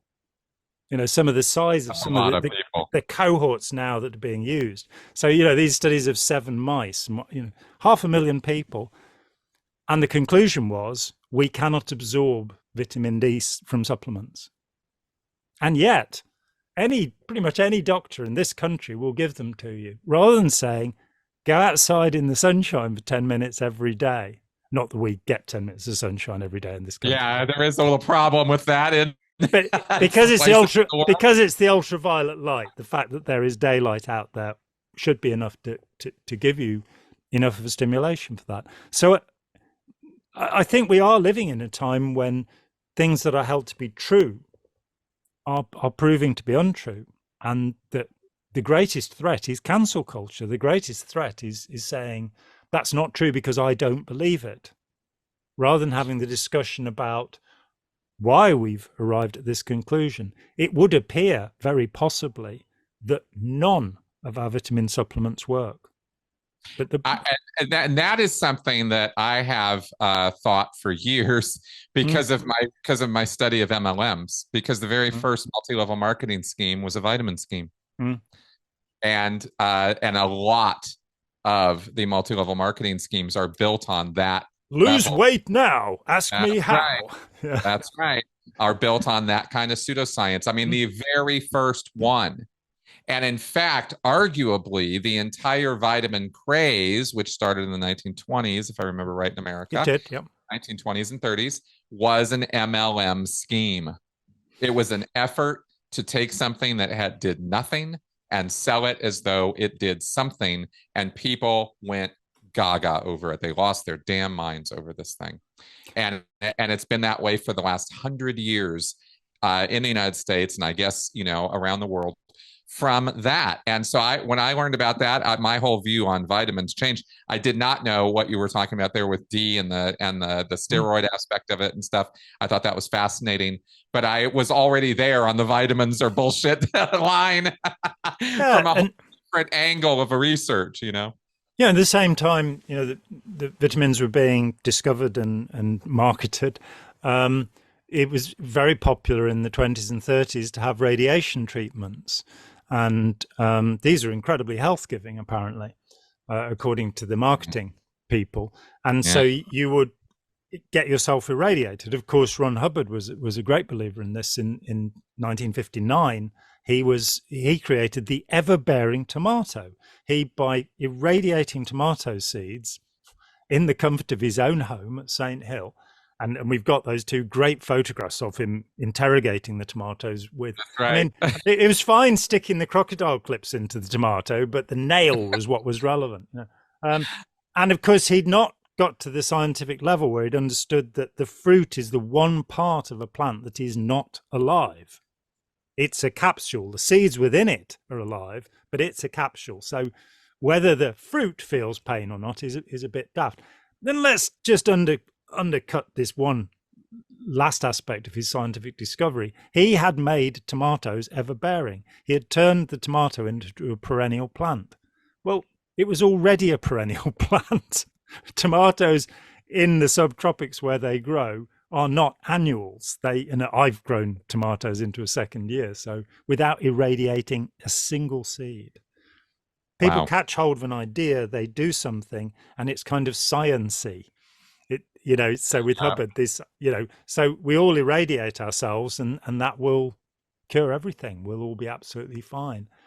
Right. We have to be, as John Stuart Mill said, we have to be open to these ideas and look at where they go, and not try and shut people up, because they like Roger Waters, the idea that this man has done such incredible work to make people alert to prejudice and bias and racism in our society. Roger Waters has had a career of doing this, and now he's being vilified for dramatizing this on the stage to show people how bad it is.